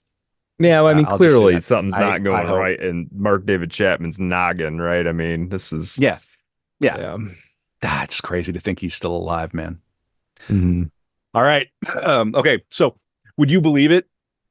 Um, 50-50. What do you think, Brad? Has David Bowie had his highest commercial success so far? Or It seems like it, but there is there is something in the 80s that I'm not thinking of that was a big deal. let's dance, let's Yes, yes, sway, yeah. Yeah, yeah. the serious moonlight. You know that. Yeah. So Yeah, that's coming. yeah. And Right. he puts out so his friend John Lennon gets killed. Mm. He goes into hiding and he comes back with Let's Dance, which is his biggest, most like crazy, successful, popular Wild. album. Yeah, and Yeah. and it's like the to me Scary Monsters. Scary Monsters is when like my Bowie goes away, right? I still have Let's Okay. Dance on vinyl, you Yeah. know, but like Scary Monsters is when my Bowie goes away and that like plastic Bowie of the '80s appears. Hmm. Hmm. And Let's Dance has some. It's fun, dude. It's got Yeah. China Girl on it, which people love to hate, but it's whatever. The A side of Let's Dance is cool, but it made him huge, Wow. huge stadiums, Japan, world Yeah. tour. I mean, just Wow. crazy. I mean, it was one of the highest grossing tours of the decade, drawing Mm. huge crowds. And that was Under the Moonlight, the Serious Moonlight tour. All right. And, Wow. Okay. you know, you know what? I just skipped something that I'm going to come back to on the After Dark Yeah. for the interest of time. I'm going to get into because he made Under Pressure with Yeah. With Queen. Queen in 1981. So he Okay. was, Okay. and the story goes that they were hanging out, they were in Switzerland. Because remember, Mm. he retired to Switzerland, and they like had a place near each other, and they Oh, just interesting. collaborated. So Cool. It's a great song. yeah, even Bowie hiding away is like super powered. Right. We'll talk about that on the After Dark with everything else. So yeah, let's dance. I mean, just massive monumental hit. China Girl, Modern Love. Love's a banger. But it's not the same as like Scary Mon. It's not the same as the earlier stuff. Right. It's just I don't know. It's super super super commercial. But you Yeah. also just kind of want to go with him and just go like, yeah, whatever you need, dude. Well, Like, in this story, the part of it that's for me that is not so much that I'm like, oh, I got to go listen to Let's Dance. It's like, oh, cool, he got rich again. Good for him. well, right, that's another thing. Like, yeah, yeah, yeah, Yeah. yeah. Dude had been ripped off. So it's like, Yeah. let's, yeah, for real. Yeah. Um, and he's doing movies. He does something called Merry Christmas, Mr. Lawrence, which I've never Oh, that seen. And sounds then of great. course, yeah, um, Merry Christmas, Mr. Bowie. Yeah. It is a 1983 war film. Some Okay. sort of war film. Okay. All right. And then of course Labyrinth, which Yeah. traumatized me as a Hmm. child. Hmm. Uh, I want to read a little bit. Bowie discussed why he was involved in the film, stating that I'd always wanted to be involved in the music writing aspect of a movie that would appeal to children of all ages, as well as Ah, everyone else. And I must say that Jim gave me a completely free hand with it because he did the score. You can go and listen yeah. to, Yeah. it's on his discography, right? It's him and some other Yeah. guy, I very thought you were going to strange. say I'd always wanted to work on a project involving goblins. Yeah. I've always had a strong passion for goblins. Yeah, some reviewer praised him as a kabuki sorcerer who offers his ravishing young antagonist the gilded perks of adult servitude. Yeah. Yeah, yeah, yeah. I always had like and this isn't I don't even think Labyrinth is bad. I think when I was a kid it made me uncomfortable. And so Yes, in it's hindsight I'm like I don't like that movie, but yeah, yeah, yeah, yeah, yeah. yeah. Well, here's a But couple that more. was the Yeah. intended effect in some ways. I think so. I mean, the casting of Mhm. Bowie can't be faulted on any count. He has just the right look for a creature who's both the object of loathing and secret desire.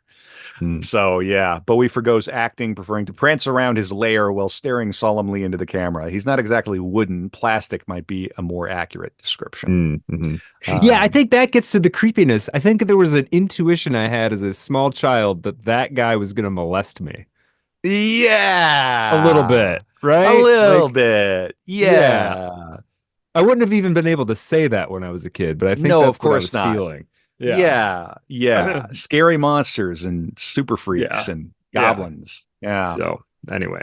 So yeah, so a little more here. Moving forward, Bowie later admitted that he felt artistically unfulfilled during this period as he struggled to balance his desire for artistic expression with the demands of commercial success. His Mm. next two albums, Tonight and Never Let Me Down, were less well received, and Bowie himself expressed dissatisfaction with the direction his music had taken. So to me, it's very interesting. He's on Broadway. Lennon dies. He gets this terrible shock.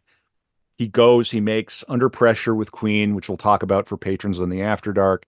Then he comes back with this just globe spanning banger, you know, Mm. Let's Dance.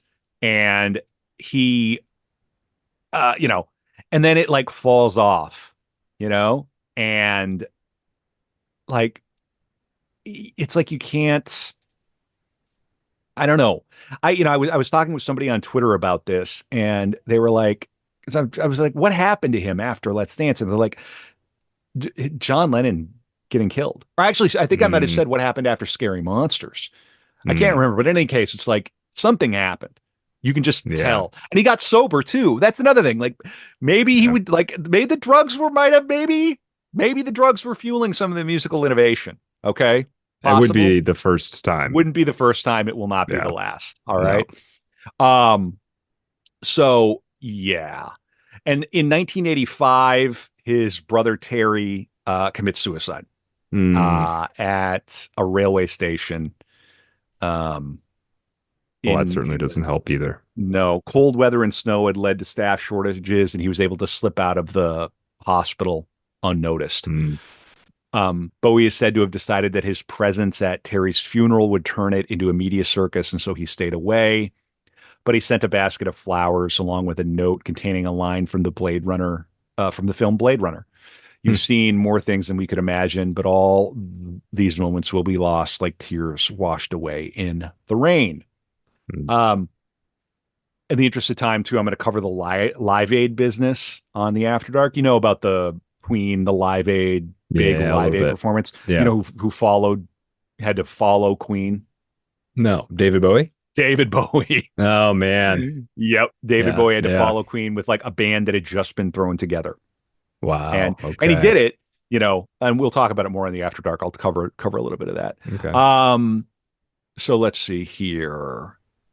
So he doesn't go to his brother's funeral. Terrible. He tried to Um, reinvent himself again. Did you know he had a band called Tin Machine?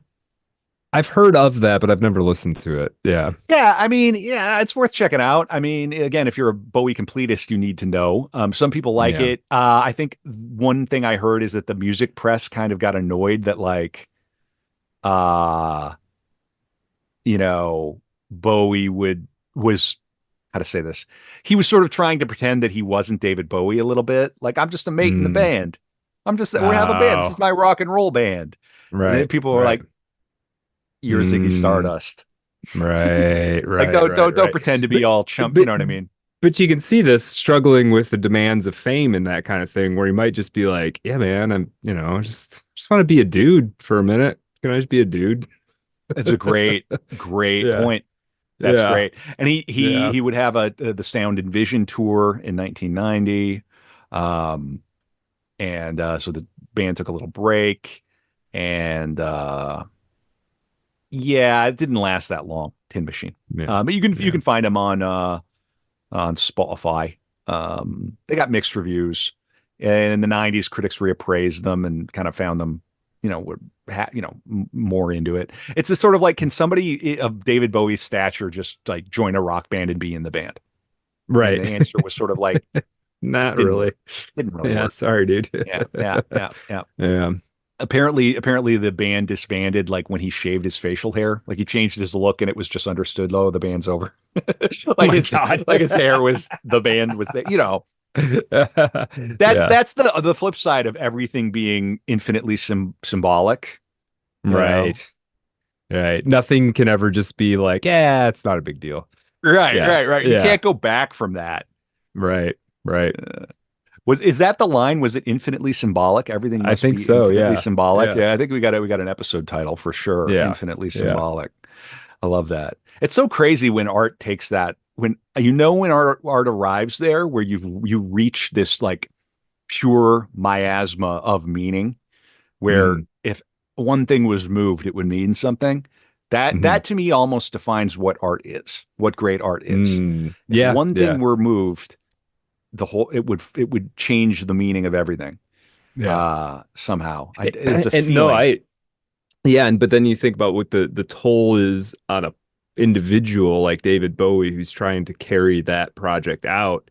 It's like then everything is in tension all the time, right? Like everything has pressure on it because of that. You can't move anything or else, suddenly an album you made 6 years ago somehow doesn't make sense or Right. something, right? Right. Yeah, it's like, Right. You change the whole yeah. meaning of everything by adding another element, but that's the genius of it. And we're Mhm. going to get to Black Star here, which came out not that long ago. I mean, I guess maybe Yeah. under a decade ago, and it's Yeah. like, you know, you add a new bit, you finish Major Tom's story, but you finish it in a Mm, way where okay, now we can go back to the beginning and contemplate what does it all mean? What right. long strange trip we've been on. All right. This is where he meets Iman. And Mm-hmm. Iman, I'm going to read about her. Her name is Iman Muhammad Abdul Majid. You have to excuse me if I pronounce that incorrectly, but she's known as Iman. She's a Somali American model and actress, and she was a muse to Versace, Calvin Klein, etc. She married Bowie in '92. This is a little. She was raised Muslim. Her father was a diplomat. He was the Somali ambassador to Saudi Arabia, so no Hmm. slouch. And her mother was a gynecologist. Oh, So, she has four siblings, two brothers and two sisters, and was the first girl in her family in six generations of sons. Listen to that again. whoa. She was the first girl in her family in six generations of sons. Crazy. Right. Yeah. Yeah. Not, And she, mhm, dismissing entirely her mother's side, obviously. sure. Yeah. Yeah. Fair enough. I see what you did there. Yeah. Yeah. Yes. Yeah. And through marriage, she's a step Jew by marriage. This is how Wow. Yeah. we're making world Yeah. peace on Art of Darkness. Right. We're bringing That's right. all the factions together, all the Hmm. sides together. Hmm. She was sent to boarding school when she was just four in Egypt, and in any case, she was a model. And I'm going to get into her meeting David. Let me see here. I've got, and I'm bringing us home, Brad. I swear. There's just so much to cover. You're doing So good. much There's a lot of stuff to fascinating cover, stuff. man. Yeah. Oh, I love it. I just love it so much. Oh, this is the wrong book. It's that time of the episode where A lot things of start to get a books. little squirrely. Hmm. We're gonna have fun in the After Dark too. Let's see. This is about Tin Machine. Am I sure that I have the right bits and bobs here? This is sort of about Tin Machine. What I really wanted is Amon, the business with the matchmaking. I think it might be a link here. Let me crack it open. Oh yeah, here it is. It's a link. Some of this stuff gets really like pulpy and kind of um Well, he's a tabloid figure, right? I tabloids. mean, Yeah, it gets sort of yeah. tabloidy, but here it is. How David Bowie met Iman, matchmaker, recalls the night lonely star met his soulmate. The hairdresser who played matchmaker to David Bowie and supermodel wife Iman recalls how the superstar singer was plagued with loneliness before meeting his future soulmate. So here we are. Speaking exclusively to the Sunday People, Teddy, 68, said, David was very lonely. It was so sad, all this hard work David did each day, and then he was alone. All accounts do say that they were like crazy, crazy in love, like Oh, that's actually awesome. crazily. That's Yeah. great. Teddy, Yeah. who was then introduced to supermodel Aman at the party in LA in 1990, said, I didn't want to speak to her at first. I thought it would be so cliche to say how beautiful you are. But you end up doing that, and we started talking, and a light bulb went on. Teddy's matchmaking wheels were set in motion, and in he begged New York-based David to fly to LA especially for his birthday dinner party, and also asked an unsuspecting Amon to come as his guest. Amon showed up in a black Mercedes wearing all black leather, and I thought, what could be more perfect? The minute she walked in, all the attention went to her. She just claimed the room. She had a big. You ever been in the room with a model or like a world famous actor, Brad? I can't say that I have. Yeah. I've sat next to Kate Winslet, and I've Hmm. stood next to Natalie Portman, and Hmm. I've briefly hung out with the Tom Hardy, Hmm. and there's it's just stupid. Like we're I know it sounds hyperbolic, but there's a reason they're on that screen. Yeah, yeah, yeah, yeah. There's a charisma. Yeah. There's a charisma and there's like a physicality, an Hmm. aura that the camera gobbles up, right? Hmm. And one gets the impression that, yeah, Yeah, I guess I have not a model necessarily, but I have had brief encounters with people who were famous, like yeah, actors in particular. I think this is mostly true for actors and musical performers, but you kind of you get a vibe from them. You're like, even if I didn't recognize you, I think I would know you were famous somehow. yeah, you feel famous. Yeah. Yeah, It's weird. it's hard to explain. Yeah. But in any case, and Amon apparently is that to the end. Has that. Yeah. Um, so she had a big smile, and she and David looked at each other, and it was love at first sight. You could feel the electricity. Something went off. They spent the night talking to each other like they'd known each other forever. They were looking at each other like, now what? Shall we skip dessert and go home? There's no one Mm. else in their lives but those two from then on. The couple quickly became engaged within months, but it was no way as straightforward as their first meeting. Amon supposedly turned David Bowie down at his first proposal, according to Teddy. Teddy said, I asked her, are you going to marry him? Has he asked you? And she said, he's asked. I said, no. I said, what do you mean? And she said, well, he's not met my family, my mother and father and Mm. brothers, and I don't know his mother. Teddy said Amon didn't really turn him down, but just didn't want to say yes. She was like, hold on, we've got to meet some people first. You're not just marrying me, you're marrying my tribe, my family. Mm. A love-struck David proposed again, and this time Amon said yes. David took her out to the Adriatic Sea and proposed in the Bosphorus Strait on his yacht. So very romantic. Ah, He got yeah. that let's dance money. Right. You know what I mean? That's right. That's right. Let's dance, let's sway to the Yeah. moonlight, the serious Right. moonlight. We got money. He Yes. gave her this beautiful, I don't know how many carats, like 15 carat ring, a beautiful star sapphire surrounded with diamonds. And then she got a yellow canary diamond ring. So she had two engagement rings, and the canary was like 14 carat, and it was stunning. He picked out the sapphire, and they both picked out the yellow diamond together. Uh, and so forth. Um, let's see. They had a wedding. And this is Teddy, who was on hand to do their hair for the wedding.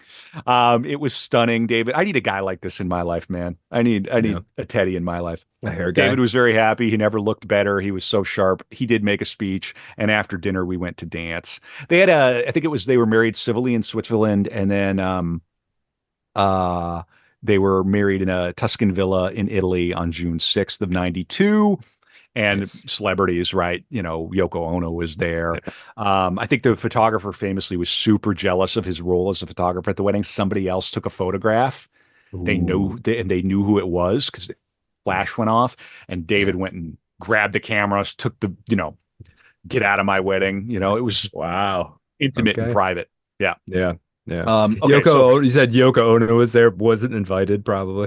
no, I'm no, just kidding. I'm just Brad, kidding. Brad. Oh, boo, I'm just boo. teasing. I'm just This is teasing. weird. This is a Yoko Ono Hey, Yeah. If I've David got anything invited against her, yeah, Yoko. no, I'm just teasing. Yeah. Um, Yeah. but he followed on. He followed on that the wedding and the marriage with an album called Black Tie White Noise, which is Okay. a return to form. It's actually pretty good. You pop it in and you Okay. go, oh, this is kind of what I can, I can kind of get into this. Right on. We're not going to linger for an hour on it, but I think it was pretty well received when it came out. David said, I wanted to experiment on Black Tie. I love doing a hybrid of Eurocentric soul, but there were also pieces like Palace Athena and You've Been Around, which played more with ambience and funk. Um, so a middling Bowie record, but a Bowie record. He's back. He's back on the scene. Um, Okay. Now this is when he takes another real serious left turn, and he comes back to his solo career, and he released an album in 1995 called Outside, which is Hmm. clearly him going, I uh I listened to Nine Inch Nails. And I think Nine Inch Nails is the next thing. And I'm Ah, gonna okay. make my Nine Inch Nails album. And Right on. so it's an album that explored themes of art, murder, and dystopia. It was a Okay. collaboration with Brian Eno and marked a return to experimental work. And he embraced industrial rock, collaborating with Trent Reznor and Nine Inch Nails, who remixed Bowie's song "I'm Afraid of Americans." I'm Afraid of Americans. Yeah. Isn't that on Earthlings though? Yeah. No. Oh, okay. I'm Sorry. just Yeah. talking about the overall period. Oh, Yeah, okay. Yeah, yeah. Yep. Earthlings I came out do know that in song. 1995. Yeah. Yeah. Earthling came out in 1995. Earthling. Yeah, Yeah. which is a banger. Hmm. That song rocks. Yeah. And so you've got let me make sure I'm getting the timeline right. So you've got Earthling comes out in 95. For that, yeah, it's Outside is the album before Mhm. Earthling. Yeah, so he's exploring industrial and Nine Inch Nails, and he would tour with Nine Inch Nails, I think in 1995. Wow. Uh and listen to this. Yeah, 95. and he did not open for Nine Inch Nails. It's No, important. no. So he Right. co-headlined the Dissonance tour with David Bowie. Not, Trent Reznor did, Nine Inch Nails. Wow. Um, Although Nine Inch Nails were supposedly more popular than Bowie at the time, Reznor felt uncomfortable having his idol open for him. So Nine Well, Inch yeah. Nails played after the opening band Prick and before Bowie.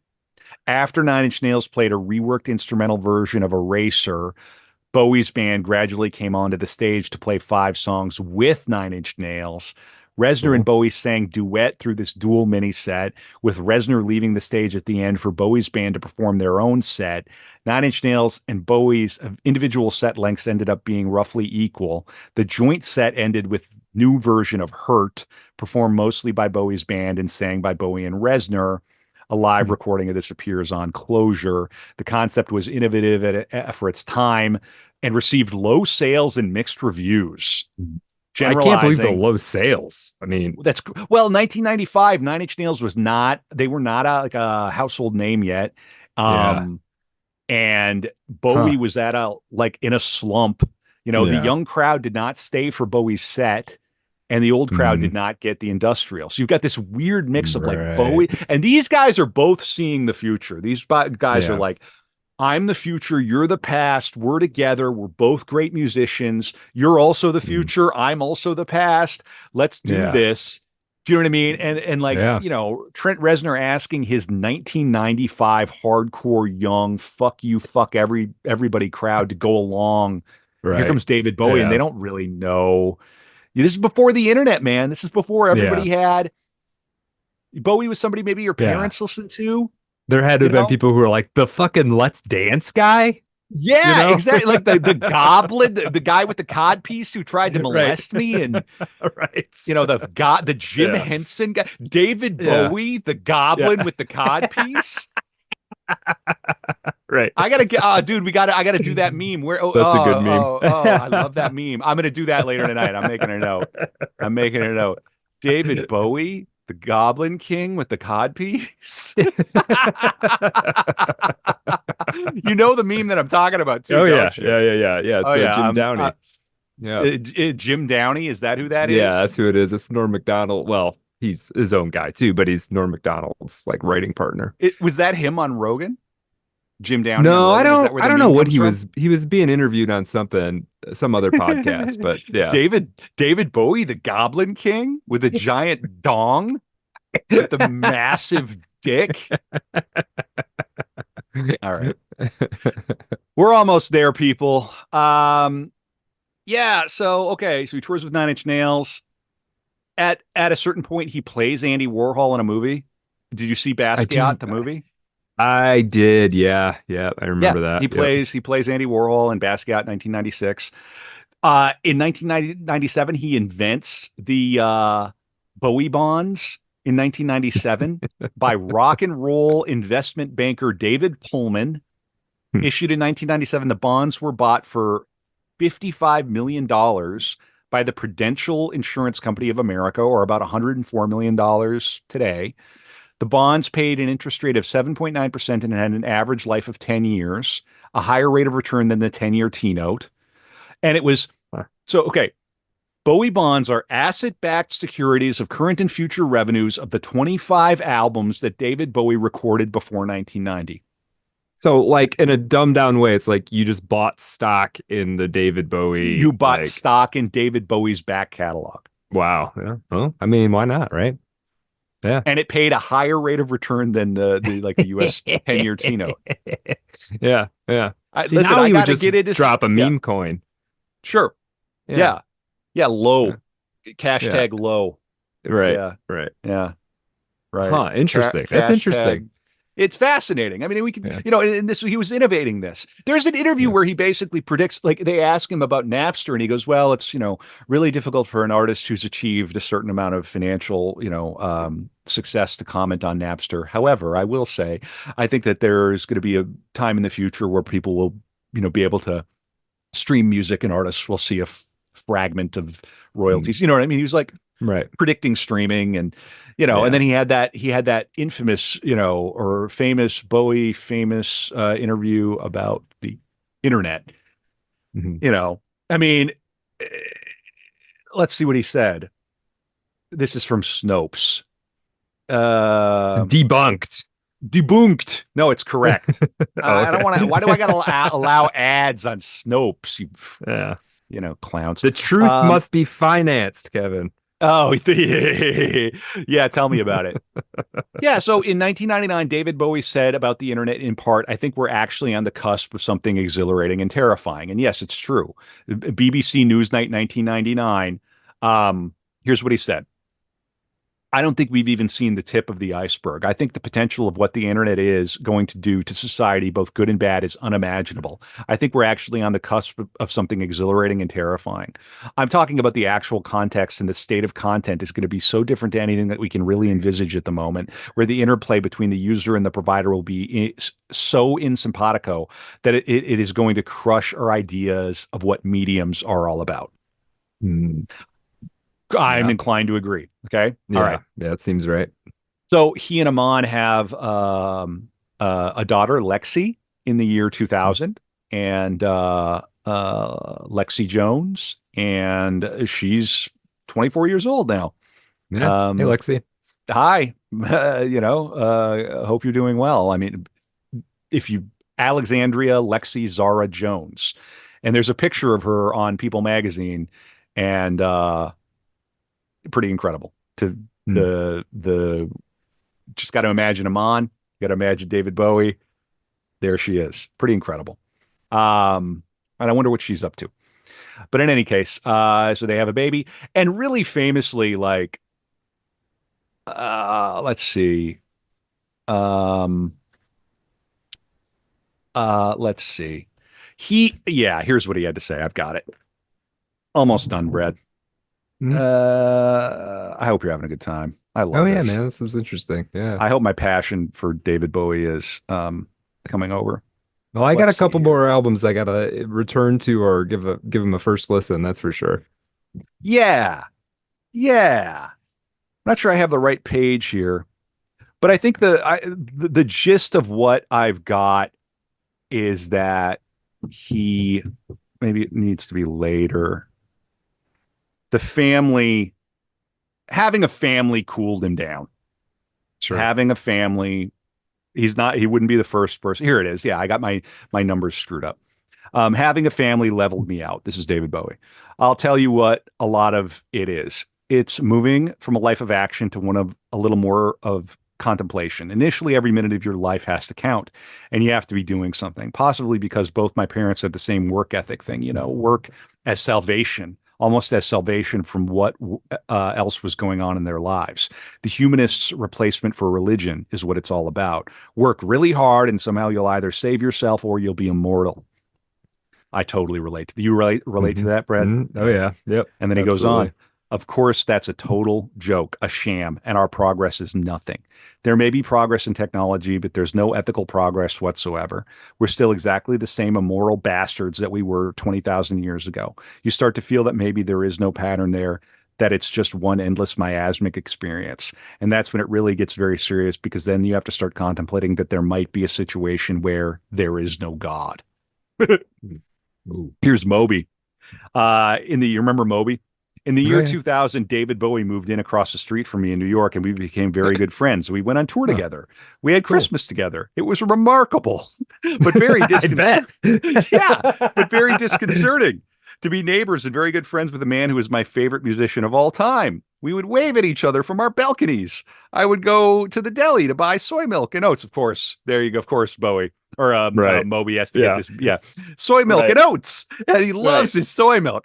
He And does. he and He- Amon would be in there buying oranges and coffee. They were my neighborhood pals. I'm so happy for Moby. I'm so happy. Listen, Yeah. we don't share He politics. We don't share, yeah. but he made a good, and that record's a banger, plays a Moby banger. Play is a Moby banger. Play is a Yeah. banger. Yeah. Yeah. Yeah. I Yep. think isn't that what it's called? That first one that like Play. he broke out on. Yeah, that's good. Yeah. Play. Yeah. Hmm. He immediately sold, like, he made millions of dollars from commercials. He just said, fuck it. Everything goes into the commercials. I don't care. No, that was the soundtrack of Apple computers. Yeah. Like basically. Right. Yeah. You That's don't what an get to Apple computer sounded like in Yeah. in like the year 2000 or so. Totally right. Yeah. Yeah, a little Yeah. earlier even. I think Play came out Yeah. in like 98, maybe 99. Okay. Yeah. Um, but like, yeah, and how do you afford to live across from David Bowie? It's you sell out immediately. Sell all your shit. Yeah, it was Yep. 99 Play came out. Okay. Yeah. That's a great record, dude. It I is. mean, I maybe we need to, I might need to get Play on vinyl just to like, I I've been listened to it resurrecting. within the last year, I bet. Yeah, it's You know good. what? You know what album I got on vinyl? Hmm. Live, Throwing Copper. It's a jam. It's a Jam. absolute It's a banger. banger. Yeah. Yeah. I'm 15 again. I'm 14 again. Yeah. Take it Yeah. right Yeah. back. It's still, Yeah. dude, It's good. It's it's a good. banger. Banger. Yeah. All It's right. like actually every single track on it is good too. It's there's not a dud on that album. Yeah. And it's Yeah. super chud coded now for whatever reason. I don't give a shit. It's my shit. Yeah. That's what I listened to when I was a kid. All right. Yep. Yeah, so okay. He released an album called Reality in 2003. You know that one?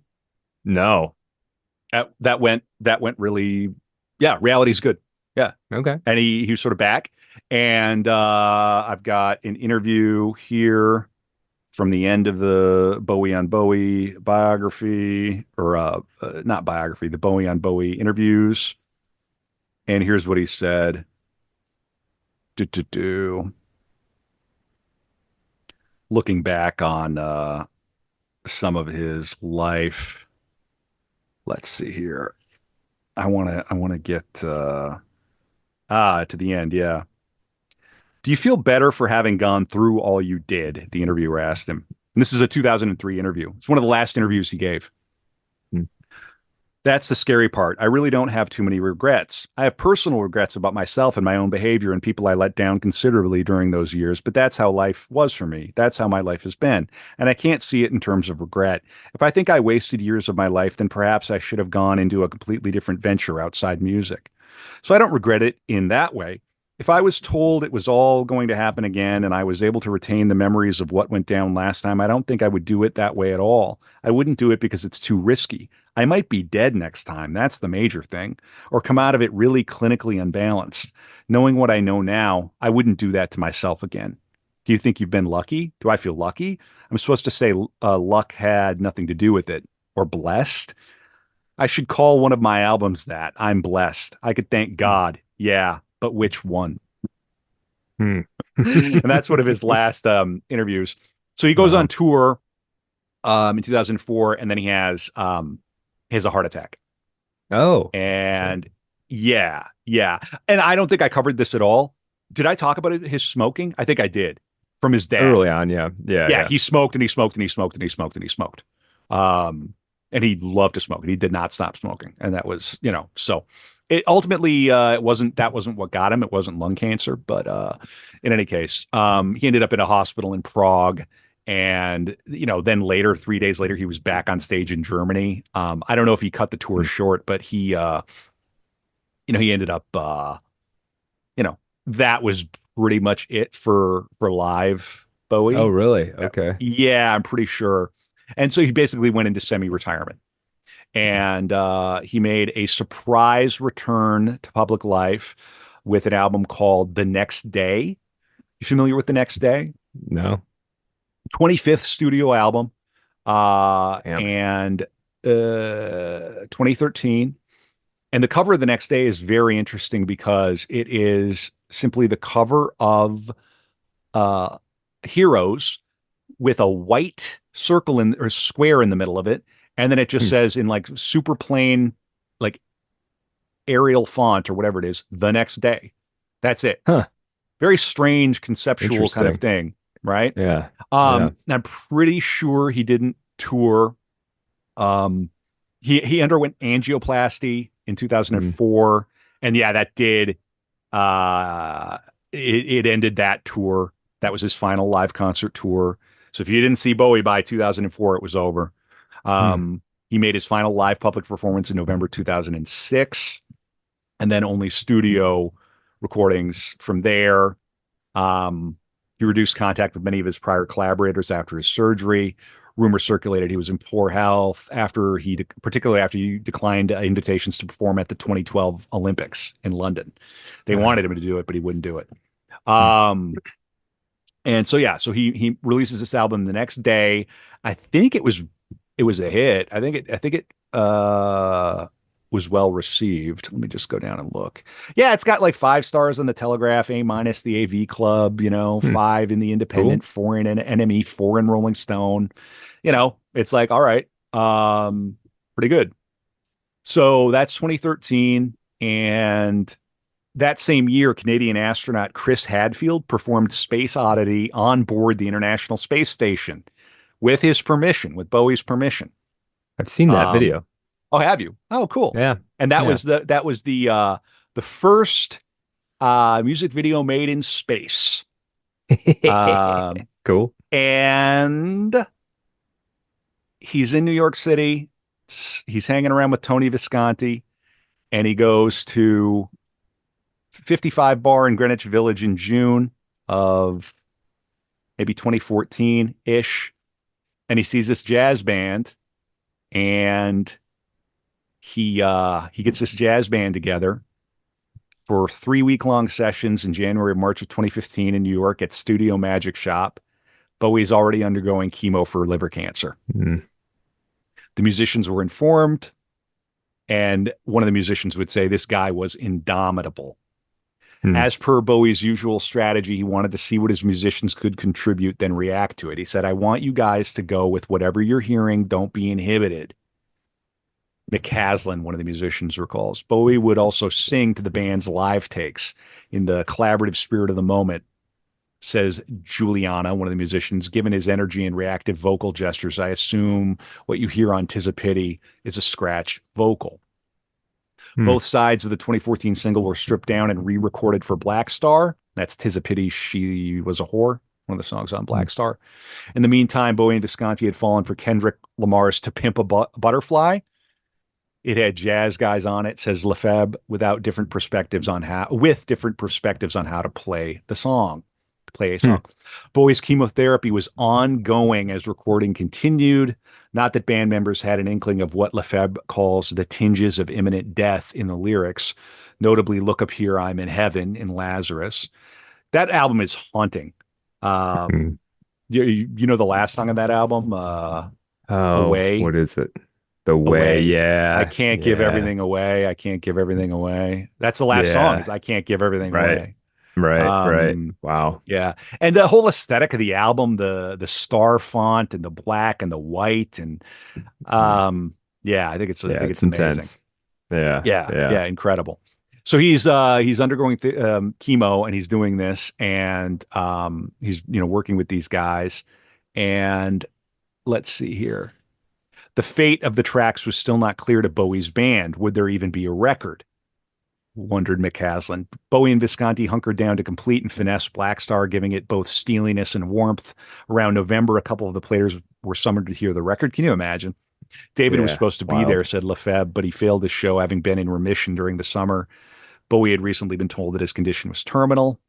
Upon Hmm. its release on January 8th of 2016, the world had only 2 days to digest Black Star before news of Bowie's death. It still crushes me, says Lefebvre, speaking on behalf of all Bowie fans. Juliana agrees. It makes me happy as well as sad and feeling overwhelming gratitude that Black Star exists. In retrospect, it all makes sense, even without being aware of the lyrics, said Maunder. There is this amazing balance between darkness and hope. It's simultaneously a celebration of life and a farewell. Hmm. Finally, McCaslin says, and these are the musicians that worked on it. It's a piece of high art where different elements combined in a seamless way. It's such a deep record which speaks to the core of humanity, and that is true. Black Star is a banger. The videos rock. Um, the news of his passing, and this is Angie, was broken to me in the Celebrity Big Brother house on Channel 5. She was doing Celebrity Big Brother on Channel Wow. 5. The producers told her. The fact that it Wow. happened on television was weirdly appropriate since it was a show business marriage conducted in public a lot of the time. I was shocked, completely unprepared for his death. I simply hadn't expected him to die before me. No one knew he'd been fighting an 18-month battle with cancer and that his last album, Black Star, was his farewell. I thought he was indestructible. We'd been apart for a long time, so it's not as if it bent me out of shape. But as I said on screen, the stardust has gone. I believed the Big Brother bosses who told me, but I was suspicious. That tells you something about the people that you're working with, that you think this might be a stunt.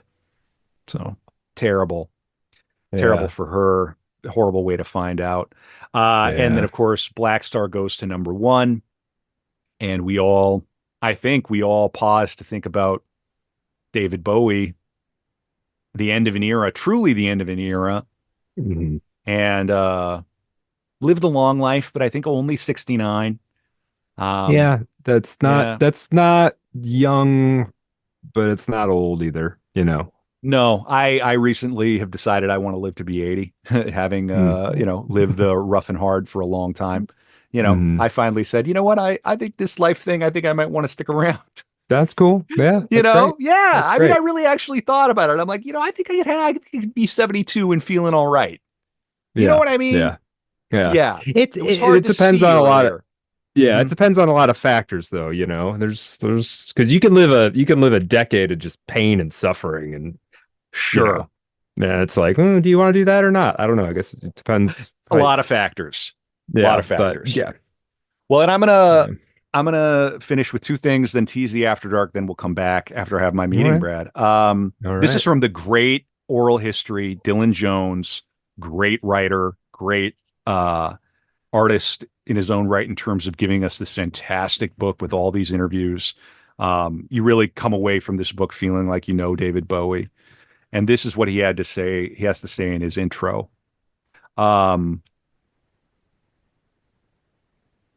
he knew Bowie a little, and I'm not going to read the whole bit, but here's what Dylan's saying about it. He was as important to the 70s as the Beatles were to the 60s, and yet his reach and his influence continues today in a way that we have yet to quantify, try as we might. I knew he had been ill, many did, but I had no idea it was critical. Having been in touch for several decades, when he became sick around a decade ago, caused initially by a series of heart attacks, he disappeared from view. I knew he had bought a huge apartment complex in downtown New York. I knew the people who sold him his house in Woodstock, and I knew his personal publicist and management company extremely well. Yet recently, every communication had been through a third party, almost as though he was pushing himself away from the world. Like everyone who grew up with the man, Bowie would confound, annoy, and occasionally disappoint me, but I never found him less than fascinating. In a way, he was my own personal fascination and maybe yours too. Even when he became ill, he kept an almost obsessive eye on those in his orbit, especially if they were writing about him. A few years ago, I wrote a book about Bowie's performance on Top of the Pops in 1972, an extended essay that tried to form an opinion about the 70s from those 4 short minutes on a television program.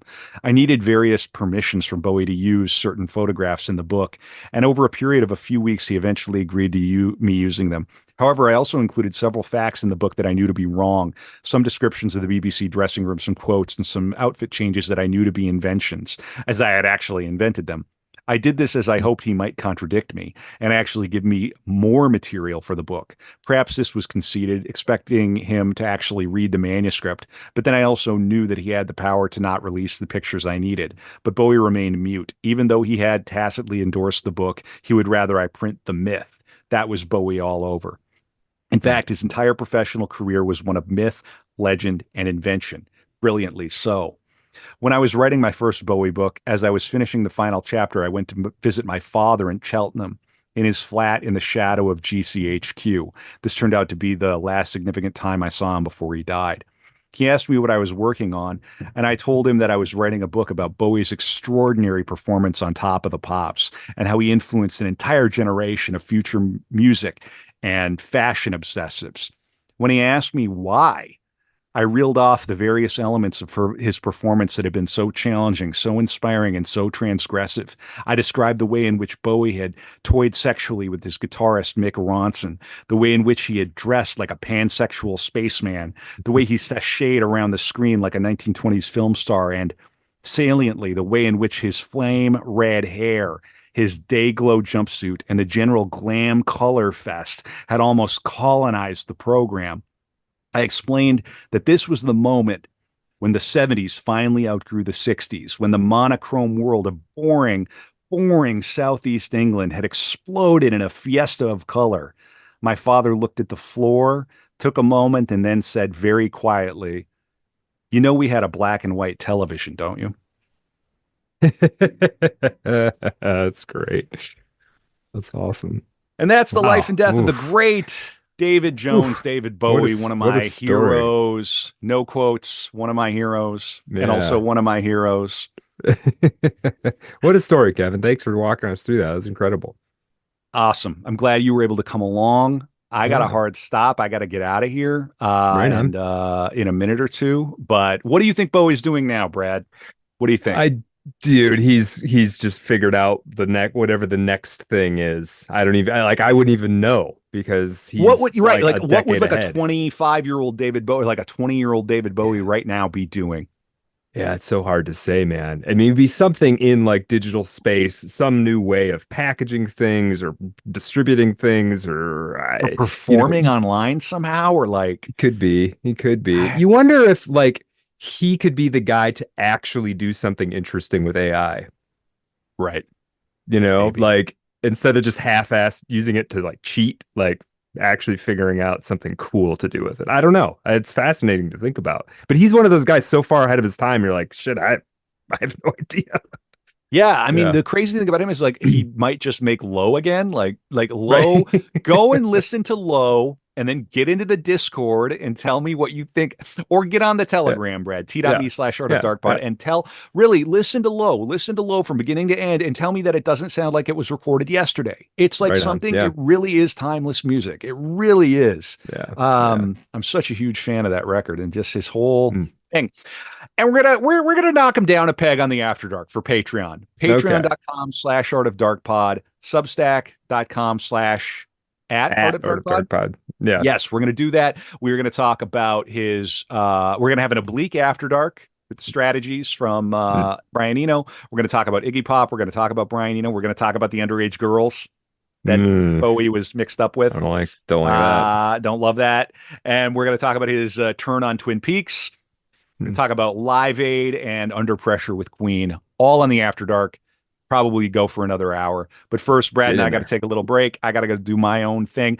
Support the podcast, artofdarkpod.com. Be a hero just for one day. Thanks, Brad.